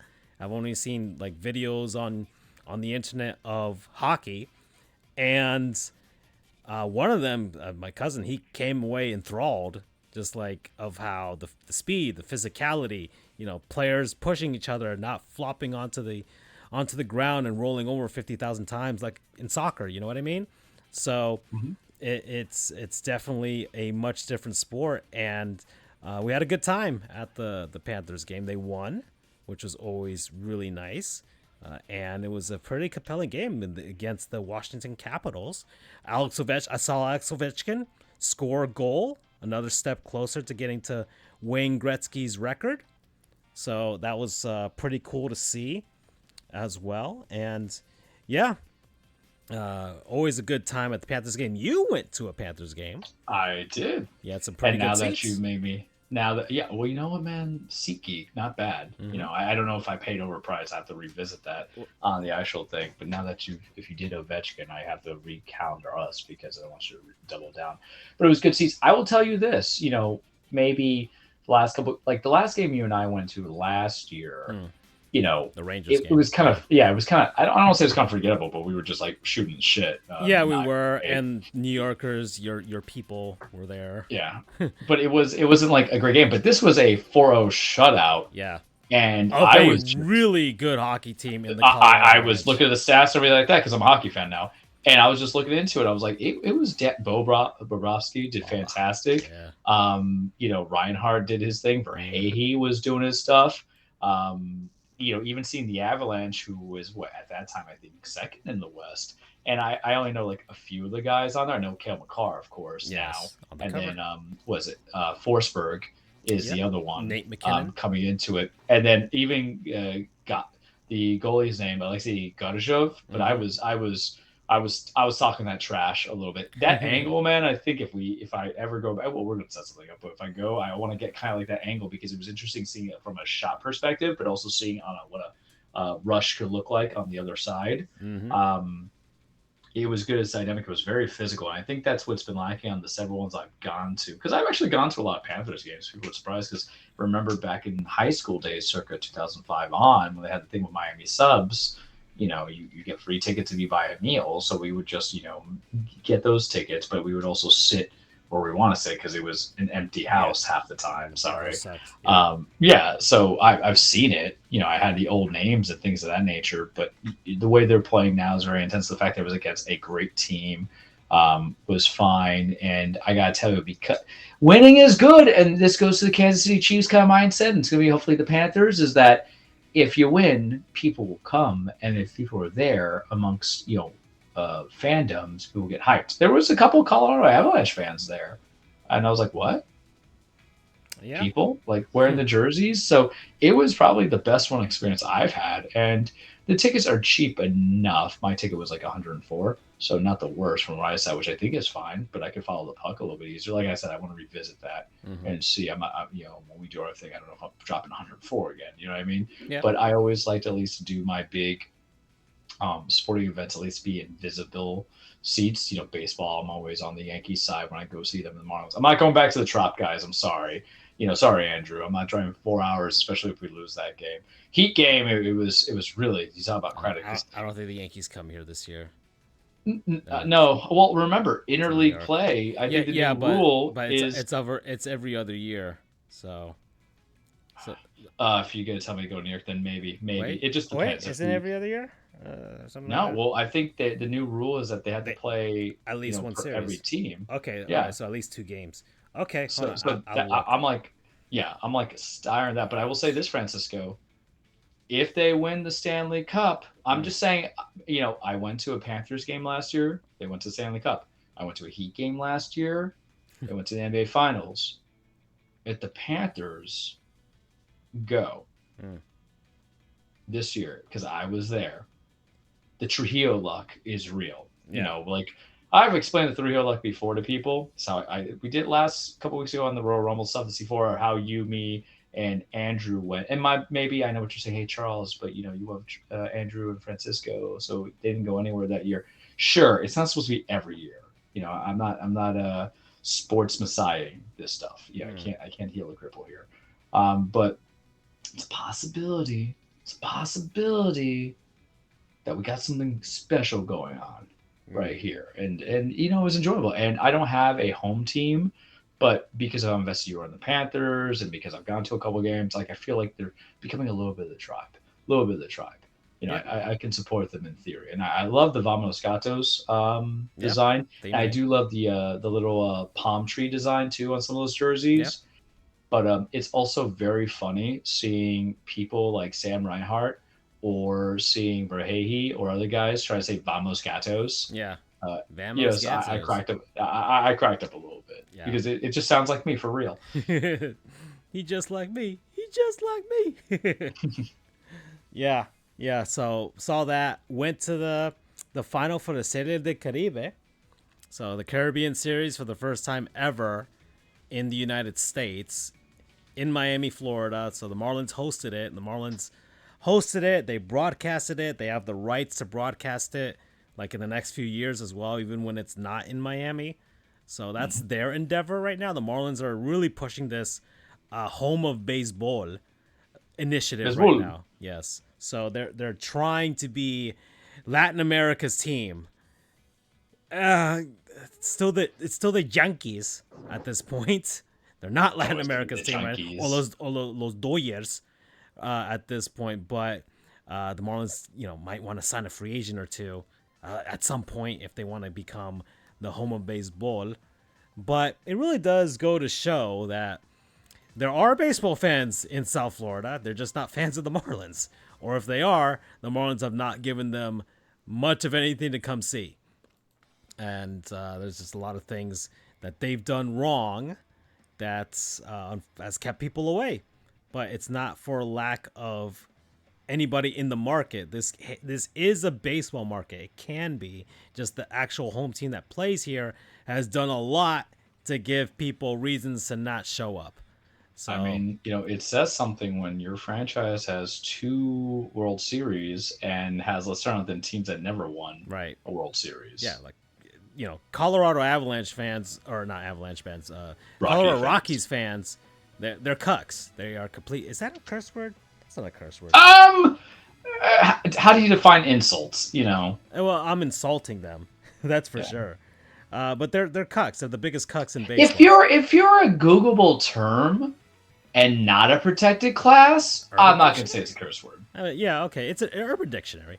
Regardless, they are. But somehow they show up, and they go, and but even then they're not really a good example because those people are just fucking stupid. 9. Now that's a real insult. I think the San Francisco Giants. The Giants are a good one, but I'm not counting the old, like we've been around since 1890. Yeah, that's why I'm not count. I'm saying like I'm counting them as our example. Arizona Diamondbacks. That's a good one. Yeah. That's a solid fan base. They've got one World Series and 2 appearances, right? They've had some success. They've won the division a few times, and they've got a solid fan base, to be honest. So the Arizona Diamondbacks is what you would Giants want to be. are a bad example because I forgot the trilogy with of course, Bocce. But even though, granted, I'm gonna mess with you. That was 10 years ago, dude. Yeah, it was. But I mean, the Giants won like 100 games in 2021. Remember that under Babe Kapler. So. And that fan base is really, really good, and they have reasons to go to that ballpark. White Sox is a better example. Yeah, they're trying to because the Diamondbacks literally just got to the World Series. They might not have won, but they got to the World Series. Mm-hmm. The White Sox have just been obscurity. The White Sox won the World Series, and nobody remembers. Yeah, and they'll still show up though. Yeah, because Michael Jordan was there. Yeah, they'll show up when the White Sox are good, and they're gonna get a new stadium. They're trying to. In actual Chicago downtown, so we'll see. But it was still a fun experience. I had never felt that building shake before, Charles. Yeah, I actually felt it this time. Like there were moments there. It was a 3-0. Venezuela won, so my people did win. I guess I can call them my people in that regards. I'm associated with them for work. I love arepas. I love baseball. I think I can be Venezuelan in that regards. Family migrated Yeah, so through. I should. It allowed me to tap into my. What the fuck do we call ourselves? It's 10. Venezuelans. We don't call like Puerto Rico calls has Boricua and all that stuff. I have no idea what. It's no clue whatsoever. Nika's easy. We're Nikas. That's pretty easy. Yeah. And you have to enunciate pretty well when you when you say that around certain people. But but I don't know what I guess Venezolanos. That's what we are. So that's pretty I much high five I some know people, right? It was great. Obviously the talent amongst my people is really good. That Bolivarian, influence. Thank you, Simon Bolivar. Yeah, I'm just saying there was a lot of great talent. I mean, at the ballpark. So you're claiming Miguel Cabrera not just in your being a Marlins fandom, but also as being part of the tribe, huh? Definitely Miguel Cabrera is Venezuelan. Obviously, he was there. He was wearing a Venezuelan hockey jersey. There's the Detroit influence in him. I'm very jealous of you because out of the notorieties of my lineage and everything like that, I get Pablo Escobar and Eva Perón. True. We don't win. We don't win here. Yeah, or Juan Valdez for the coffee. Yeah, right. It's just you standing next to a donkey. Pretty much. Oh man, but it was good. I guess. Would Pele, recommend. I guess no, Pele's Brazilian, right? Pele's Brazilian. Yeah. I'm trying to think of another Colombian. Shakira. Shakira. Some people will be like Charles Messi. I'm like, I don't like football. Yeah, but what else is Argentina famous for? Military coups. I don't know. Yeah, that harboring Nazis. There you go, as well. that works. Being I don't want that to work. Being you're basically Italian. You know that, right? your lineage is probably drawn from there. Telling people about like the Colombian aspect of me, like what I love. I guess the sidetrack. It's a sports show, everybody. And I know you know this too, especially since you live in Miami. When someone really loves to guess your culture, and then especially like what white Latinoism looks like, or white, I never say Latino, I say white Hispanic, and they really just are so wrong about it, and then they get shot. And then I get called Cuban a lot. Yeah, I mean, it makes sense. And I'm like, in some sense, yeah. Sure, I've never seen a Cuban male with my kind of skin. Female, yeah, sure, actually. Like, but I've never seen like I'm like, what are you talking about, man? But like Argentina throws him, and then my paralegal always loved him because I know he's lying through his teeth. But he says, yeah, I knew you're Spanish the minute I saw you because I met him in a different job. And I'm like, what? How? He's like, your eyebrows, man. I'm like, shut the hell up. But he's not wrong because of the Spaniardness of it. But then when I go and I tell people like, oh, I'm also Colombian as well. I'm like. They're like, Colombian. I'm like, yeah, my dad was born outside the village of Bogota. Like, he goes from there. And they're like looking at me because obviously Colombians have a look, but not everybody looks like Maluma. I'm sorry. Like, this is just what it is. I'm like, oh, you ever heard of like a Sephardic Jewish person? Like, that's what I think the congregation was. And it's just like my favorite thing. It's just my favorite thing. They lose into it. And for you, I met a lot more Nicaraguans living in Miami and then part of Palm Beach.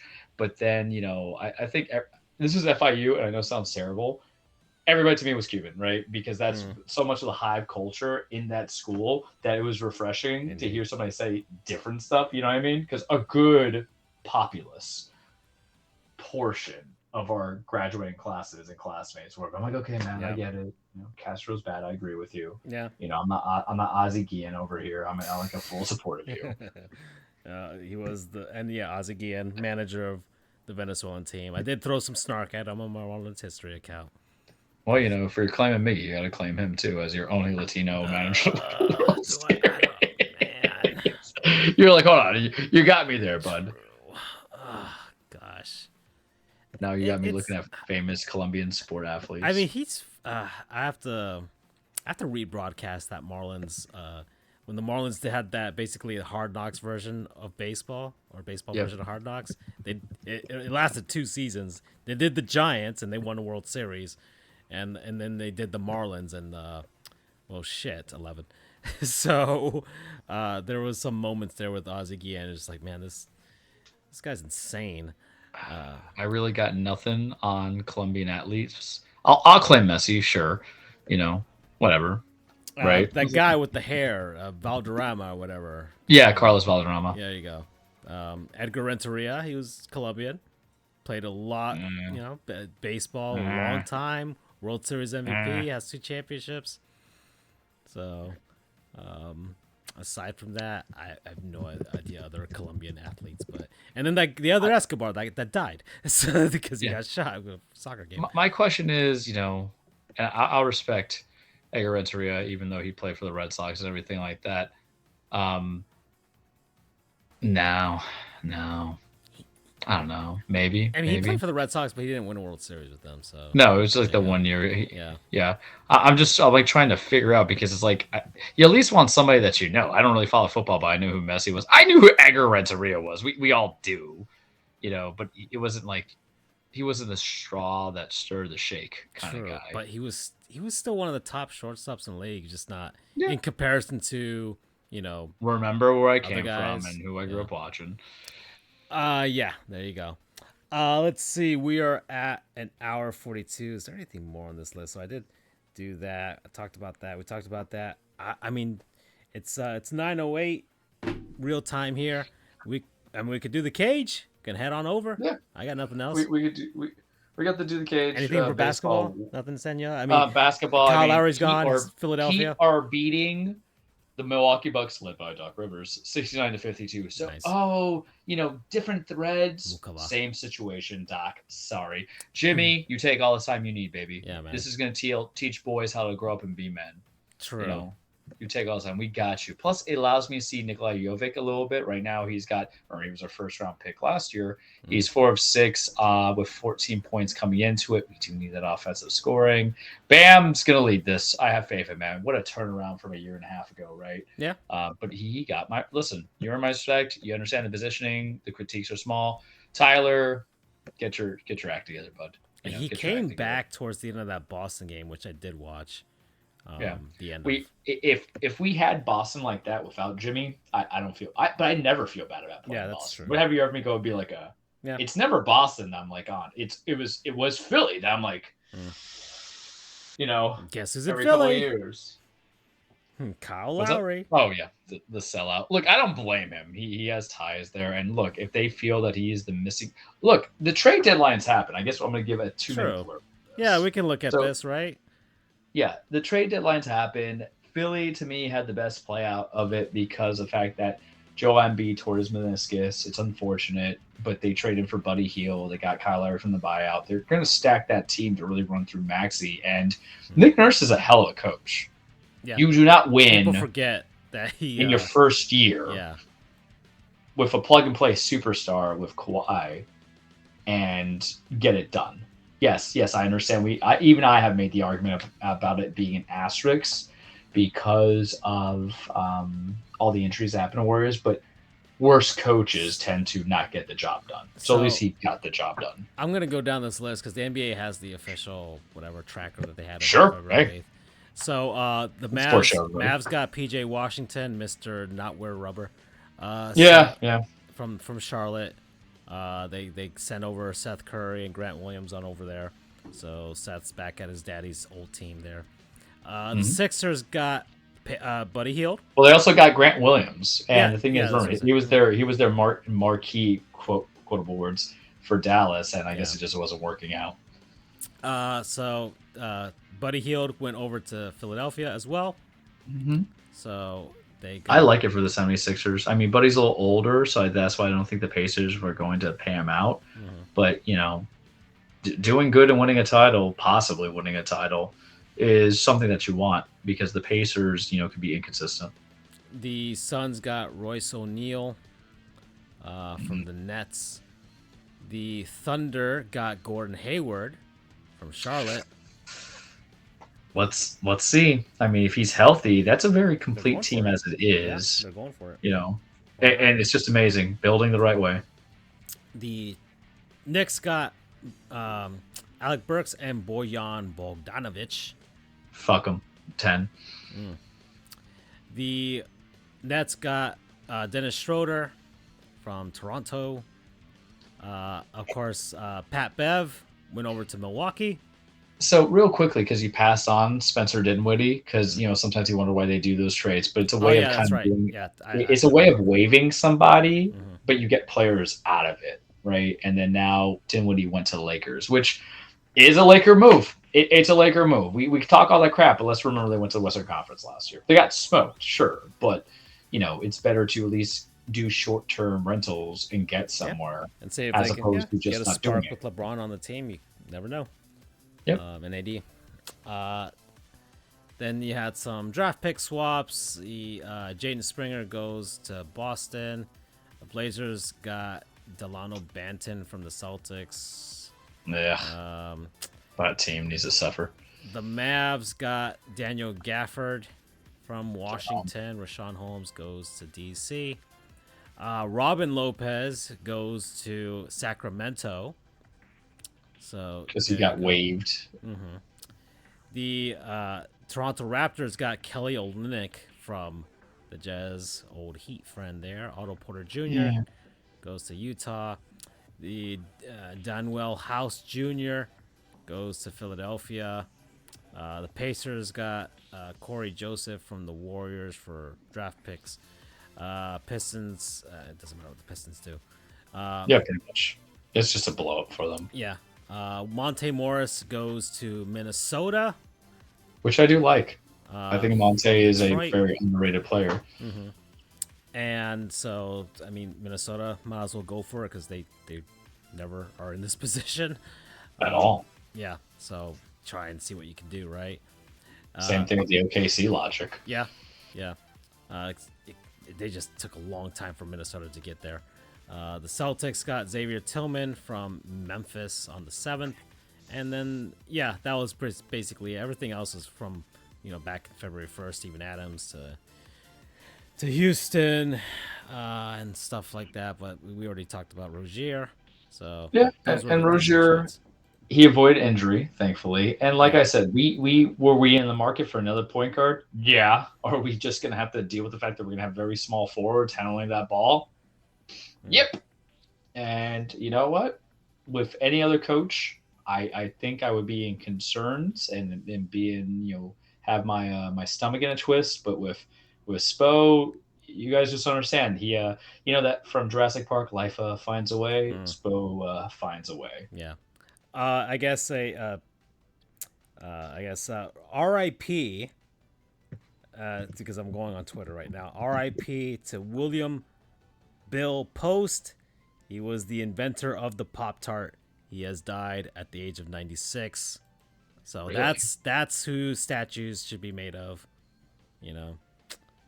So there you go. I have a variety pack of Pop-Tarts right now at home. Yeah, pour one Cherry out. Strawberry. Pour one out. Pour out some Pop-Tarts for the man. Crunch one out. Yeah. Sheesh, man. Okay, side question, because it's a sports show, but I'm going to have fun with this. I saw that, their labels say you can toast it, you can eat neutral, put it in the microwave, and then you could freeze it. I have never frozen a Pop-Tart before. Pop-Tart? Yeah, you can Is that like an instruction on the box? Yeah. Frozen Pop-Tarts. I got to look this up now. 1 second. I know, and I'm like, I don't want to do that. On the big screen on the show. 1 second. Yeah, like, I don't want to do that, but I'm not against the concept of it. I just feel like my teeth, man. I feel like there's going to be some condensation on that, and it'll just kind of, get some water. But you are talking about a jam base, so what if it just mixes well? And how frozen? How frozen? That's what I want to know. Maybe. I'm that's nothing Review Bra would do, but. But what if it's like certain flavors are better? I'm not saying. Do you want to go in on the hot honey pizza thing this weekend? I feel like we could do that and have that, review for next week. Maybe I have to see what the local Pizza Hut is, but let's see. Yeah. I feel like I would. All right, this is how I would do that. With that, I would eat it straight out of the box, right?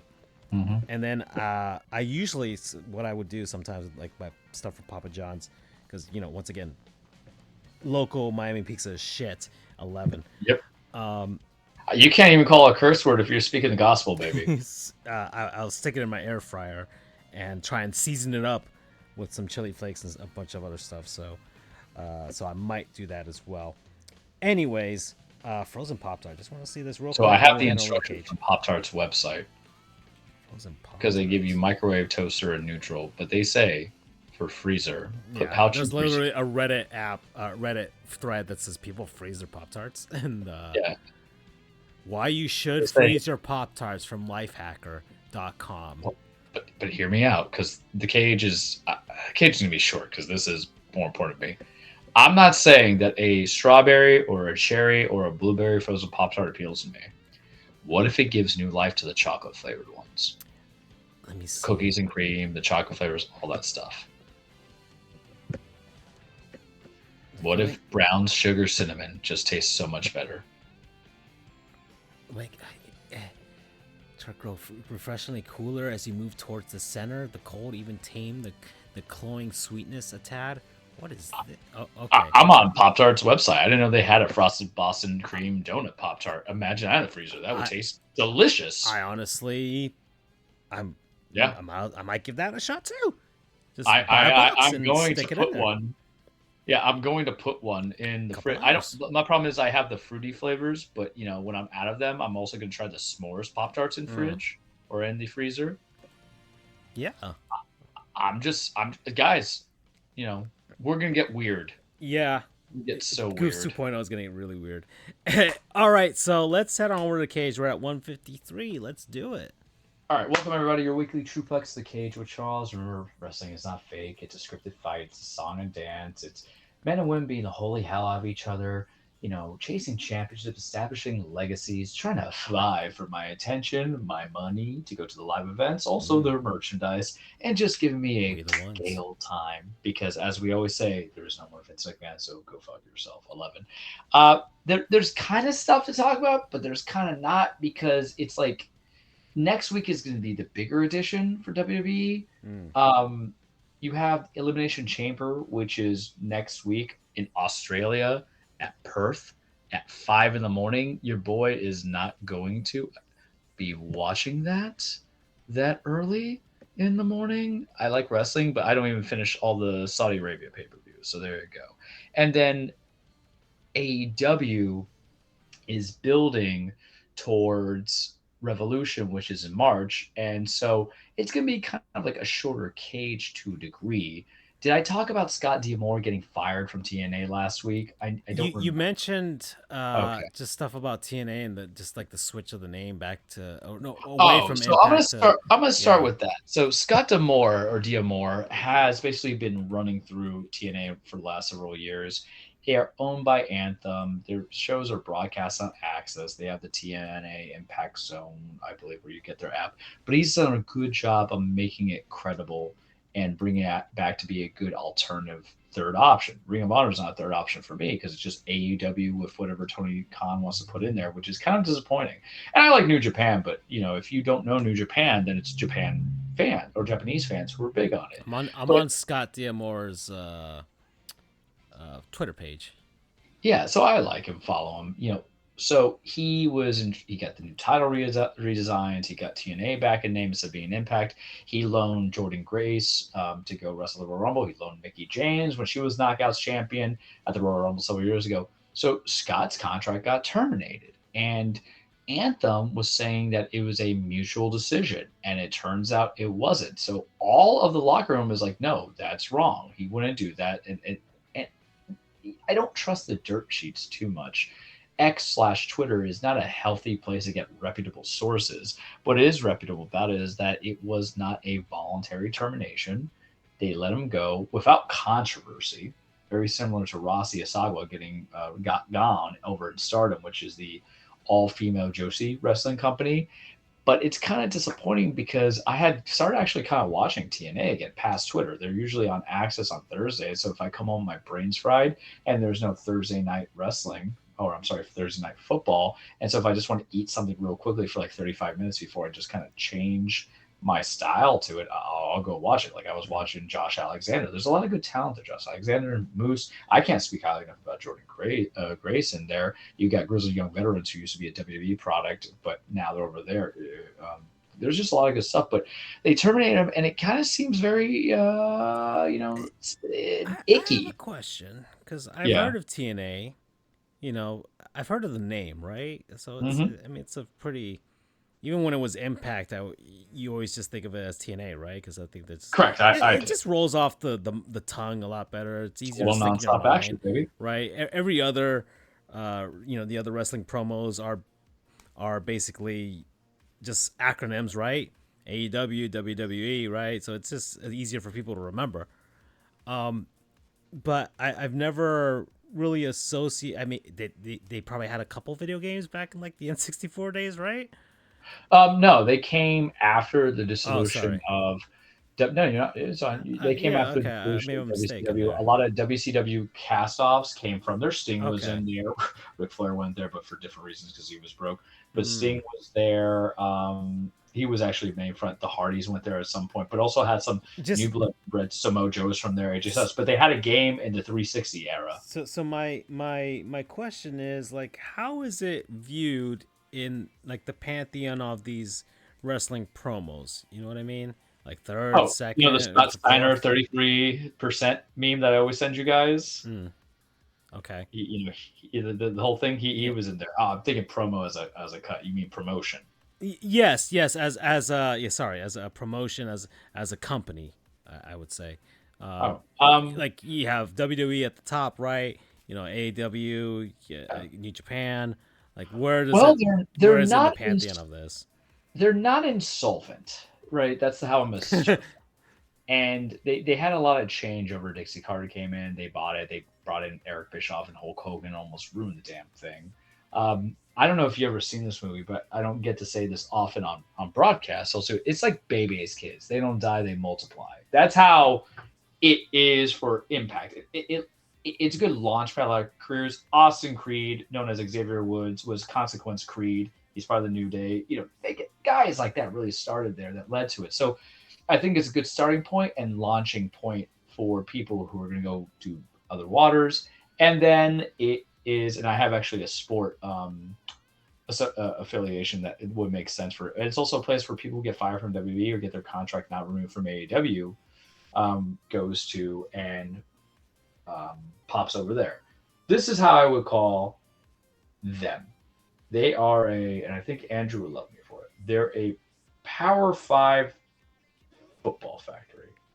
I do consider them as the Bamas and the Michigans and the Ohio States in their affiliation because there's guys who are good for that 1 or 2 years in college that can shine out and they might be known for that establishment. You're always going to remember certain guys. And then they might go on to have better professional careers in the NFL, if that kind of makes sense. Okay. Because not everybody's going to watch college football, right? Because Mm. some of us got our degrees in community college, or we didn't even attend your school, or we hate the fact that they're just making money off of this instead of paying the student, all that fun stuff. But we might like professional football, and there's some people who like college football and they like professional football, and some of them can track guys that were playing at Bama that now are playing on their favorite team. Oh, I'm a Derrick Henry fan in Bama, and I was a Derrick Henry fan in in the NFL for the Tennessee Titans. Hopefully back, but we won't be. That's like AJ Styles and Samoa Joe, baby. You were an Impact. I knew about you. I watched a few things. I didn't go to Bama, but when you got to the program that I actually watch, or when you got to the team I support, or if I picked you on my fantasy football team, boy, howdy was I invested in. So that's how I equate with them. So they're not insolvent. They're survivable. They've had some controversies. They made bad moves. They made good moves. They made a lot of new stars, and this really felt like um their their 3.0 or their 4.0 as we call it, like the AOL style. But that's how I view them myself personally. Okay. All right then. All right. Well, continue on. So Scott Demore's gone, and not Mm. everybody's happy about it. So we're just going to see where he takes it. So there's that portion. I liked him. I would really think Tony Khan should um, sign him to run Ring of Honor because Ring of Honor does not have it's under Tony Khan does not have an equal flavor, especially with the melding of AEW talent or outside talent. They're not Ring of Honor talent, and I don't know if Tony Khan can get past his own creative tendencies, but I think will be good for business because my belief, my theory is the reason why Ring of Honor has not is not so separated is because Tony's trying to do his best to get that to be put on TV with a broadcast right. But he's owned it for a while now, and you haven't been able to market it either to WB Discovery, to be on TNT, TBS, or anything else on the affiliate. True TV, even, right? Isn't that the same affiliation of TNT and TBS? And they broadcast the goddamn college March Madness for college basketball. And what you have is basically a paywall of Honor Club. So maybe DM Moore can put a little spring there. I don't know what happens to Impact, really, because it's such a, it's like it's like you have a ready to start. It's like someone just gets retained and then all of a sudden they just leave and there's their vision. But how does somebody implement that person's vision when someone who's not being promoted within, it's just brought from the outside? You're gonna have a kind of a philosophical break, I think. So let's see what happens. And Anthem just needs to spend money and do all this stuff. I don't know what the creative differences were. Plus, it doesn't even matter. Wrestling, I don't think you ever stay at one place forever unless your name is Vince McMahon, and he ain't ever there anymore, right? Oh, happy day. Mm-hmm. So there's that. WWE Elimination Chamber is happening in Australia per February 24th. We're going to go in detail on that match. The match card, we'll go with full breakdown and everything. I want to talk about it. I don't want to spend too much time on it, but I've obviously sent you guys clips about the press conference for WrestleMania 40 over in Pennsylvania or Philly, and Roman choosing The Rock, and Cody Rhodes calling a shot saying this is bullshit, a 12, and saying that he's going to choose Roman and everything like that. And Seth Rollins is like, I'm your dog, I'm your boy. I am super invested in WrestleMania now, which is so weird because I am not invested in Elimination Chamber at all. Partially because there'll be some WrestleMania storylines that bear fruit to this, but the build can be handled better. But even though, my feelings about Cody, I like you. I don't like your booking. I like this booking now. Because The Rock's coming in. They have him going full heel. He's playing the board director mindset. Rock probably gave him some bad counsel. That's why he has stepped up. He said, maybe it's not as important for me to chase Roman, let The Rock do his thing. Maybe I'll go for the World Heavyweight Championship versus Seth, blah, blah, blah. And then Roman being like, all right, we can have the biggest Samoan WrestleMania in all history. Cody's whole gimmick is wrestling has more than one royal family. It's literally the beginning lyrics of Kingdom that comes in. Well, not the lyrics, but Cody's intro. And the Rhodes family, which, we've talked about, Dustin, a.k.a. Goldust, Cody.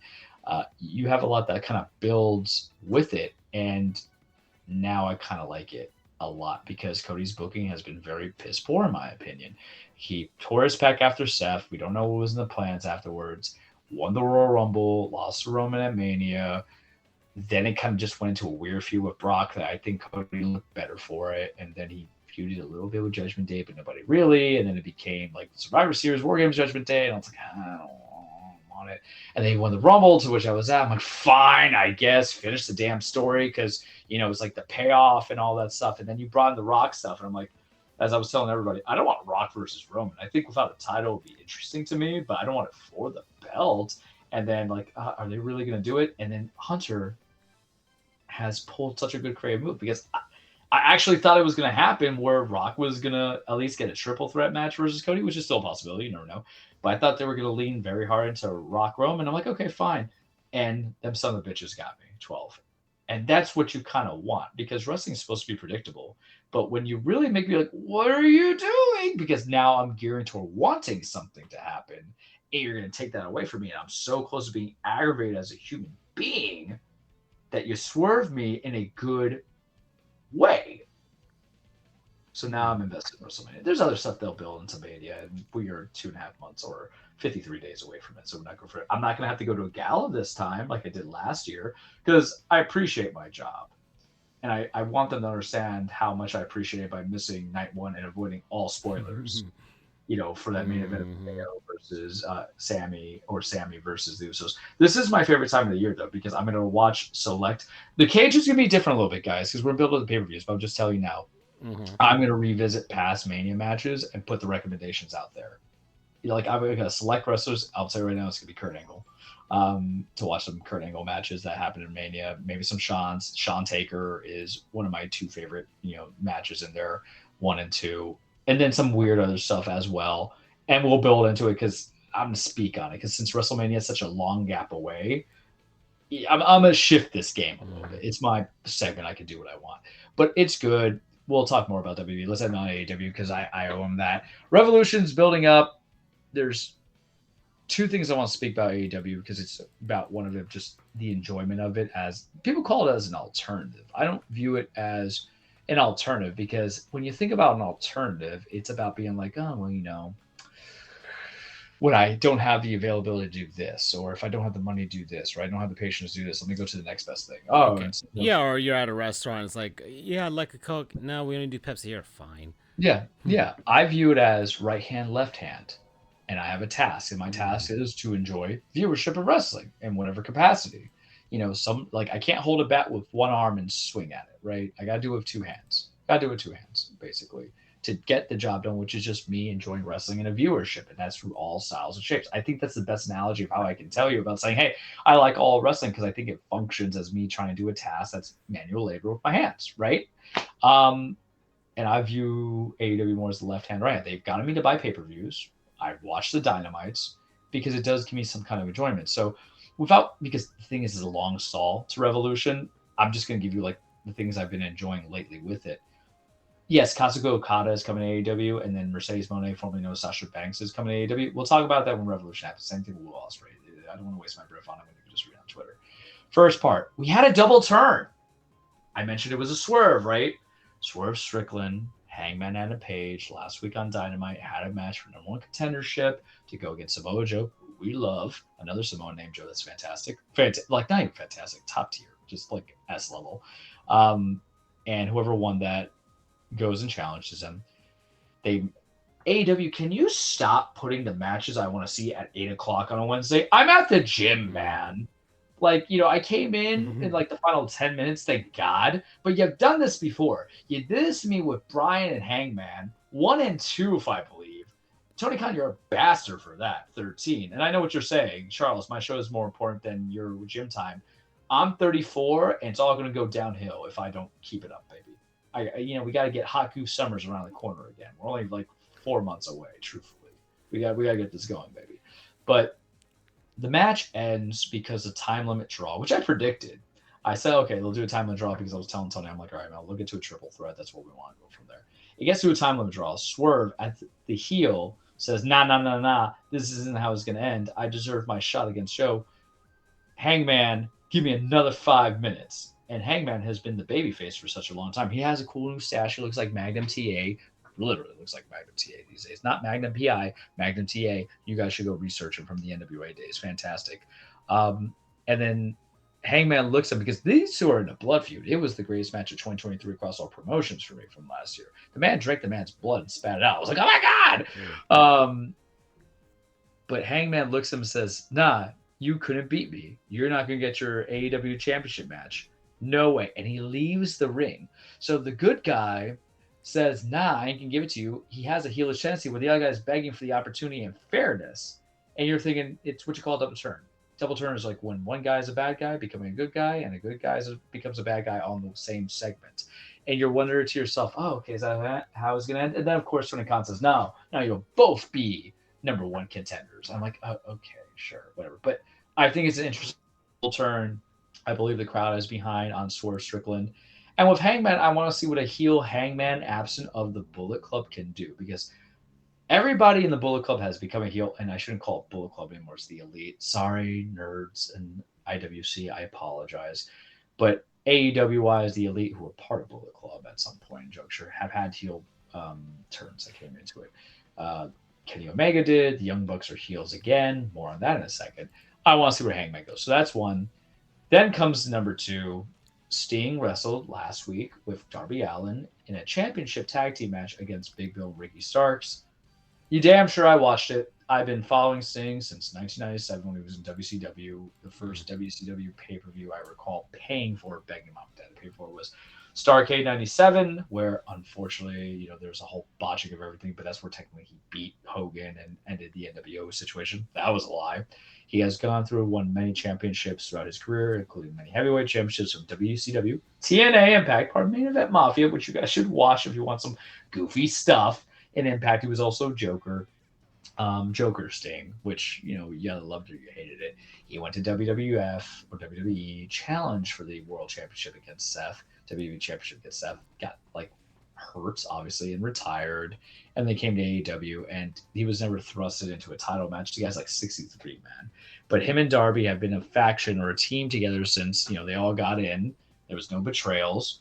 It makes sense with the ranking systems that they've been undefeated as a team and they've never lost as a team, that they would get title shots. And then they won. And man, Sting beat Ricky Stark. He covered him, hit him with a Scorpion Death Drop, made it look like that Ricky had a spear, and then Sting got it, and then Sting's boys were there. And it was a nice, wholesome moment. Sting totally got that championship, all happy. 7-year-old me was like, damn right, still doing it. And I like Sting's matches because he's not asked to do like singles matches. He's doing multi-man matches, and he's just there for the pop, the hype, and the little splash that he always does, whether it be a singer splash or off the top balcony splash. You couldn't get me doing that at 34, man. Respect to you. And of course, the Young Bucks, who are heels now. Young Bucks were part of a lot of controversies of Brawl Out and all this other stuff. Have now changed their gimmick a little bit, where they don't seem like entitled rock stars because of the EVP, so executive vice presidents. They now are wearing suits, and they go by their God-given names of Nicholas Jackson and Matthew Jackson. That's how they go by. It's have Nick and Matt. And then, of course, the Young Bucks, they should change their name from the Young Bucks, if you want my opinion, to call themselves the Jacksons. Wrestling can be fun like that, but what can I say? And they gave Sting and Darby a beatdown that would make Joe Jackson envious, since we're running with that gig. And it's going to build the feud of – everybody knows what Joe did. Everybody is going to build the feud towards Revolution, which is also Sting's retirement match. So it makes you think, are the Young Bucks going to win? 99% chance, sure they are. Or if they have Sting win his retainment match with Darby for the retirement match, retain the titles, and then retire it and vacate it, and then Darby either has to select somebody, think of Fabulous Freebird rules, or Darby vacates and says, now that my tag team partner's gone, I'm going to go create my own singles career. It is kind of compelling stuff, but it was wrestling done right, man. Wrestling done right. So whereas my right hand is dealing with my love of the Cody, Roman, Rock nostalgia, being a heel, and Seth Rollins in there because he will be their Shield. I don't know if you watched that last night, but I popped a little bit for it. I'm not gonna lie, I popped a lot because Roman and Seth have a whole history. I might have to sit down and do the whole story on that. I don't want to do a whole story, but someone has to finish the story, I guess. Ha ha ha. But the left hand's enjoyed the nostalgia of the WCW days following Sting, because there's not a lot of my WCW guys left, man. I'm not counting Hogan, I'm not counting Flair. Because they are formally retired, even though Rick wrestled like a year and a half ago in his 70s. I think Sting is the last of my go-tos from the WCW era, right? As I'm thinking about it, yeah. Rey Mysterio is still going, but Rey was also in WWE for such a long time that I think you can claim him as well, because there was Rey in WCW for the Cruiserweight title, and then he actually won the Cruiserweight tag titles with Billy Kidman. That was fun times. But he also got like all these main titles in WWE. So I think after Sting's out, then the last remnants of my childhood before I hit double digits when it came to wrestling is Rey Mysterio. And if I'm wrong, I will find it, trust me. But we've been on that nostalgia kick, but I think since going to the Royal Rumble to now, man, what has it been about? The balance of 7-year-old Charles meeting 34-year-old Charles end line and being balanced in one with ourselves, and take a deep breath, because that's all I'm going to give you for the cage this week. Okay. All right, well, I think that's it for us. I've got nothing more, Charles, so bye-bye. Take care.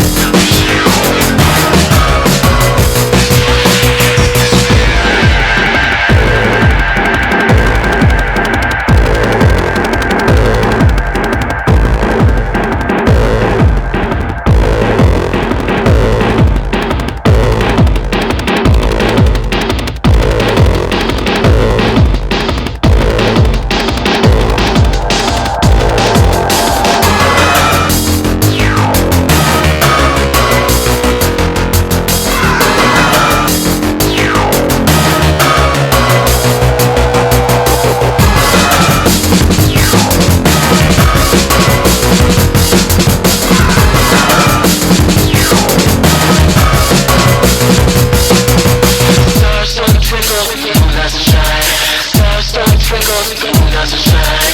Stars don't twinkle, ooh, that's a shine. Stars don't twinkle, ooh, that's a shine.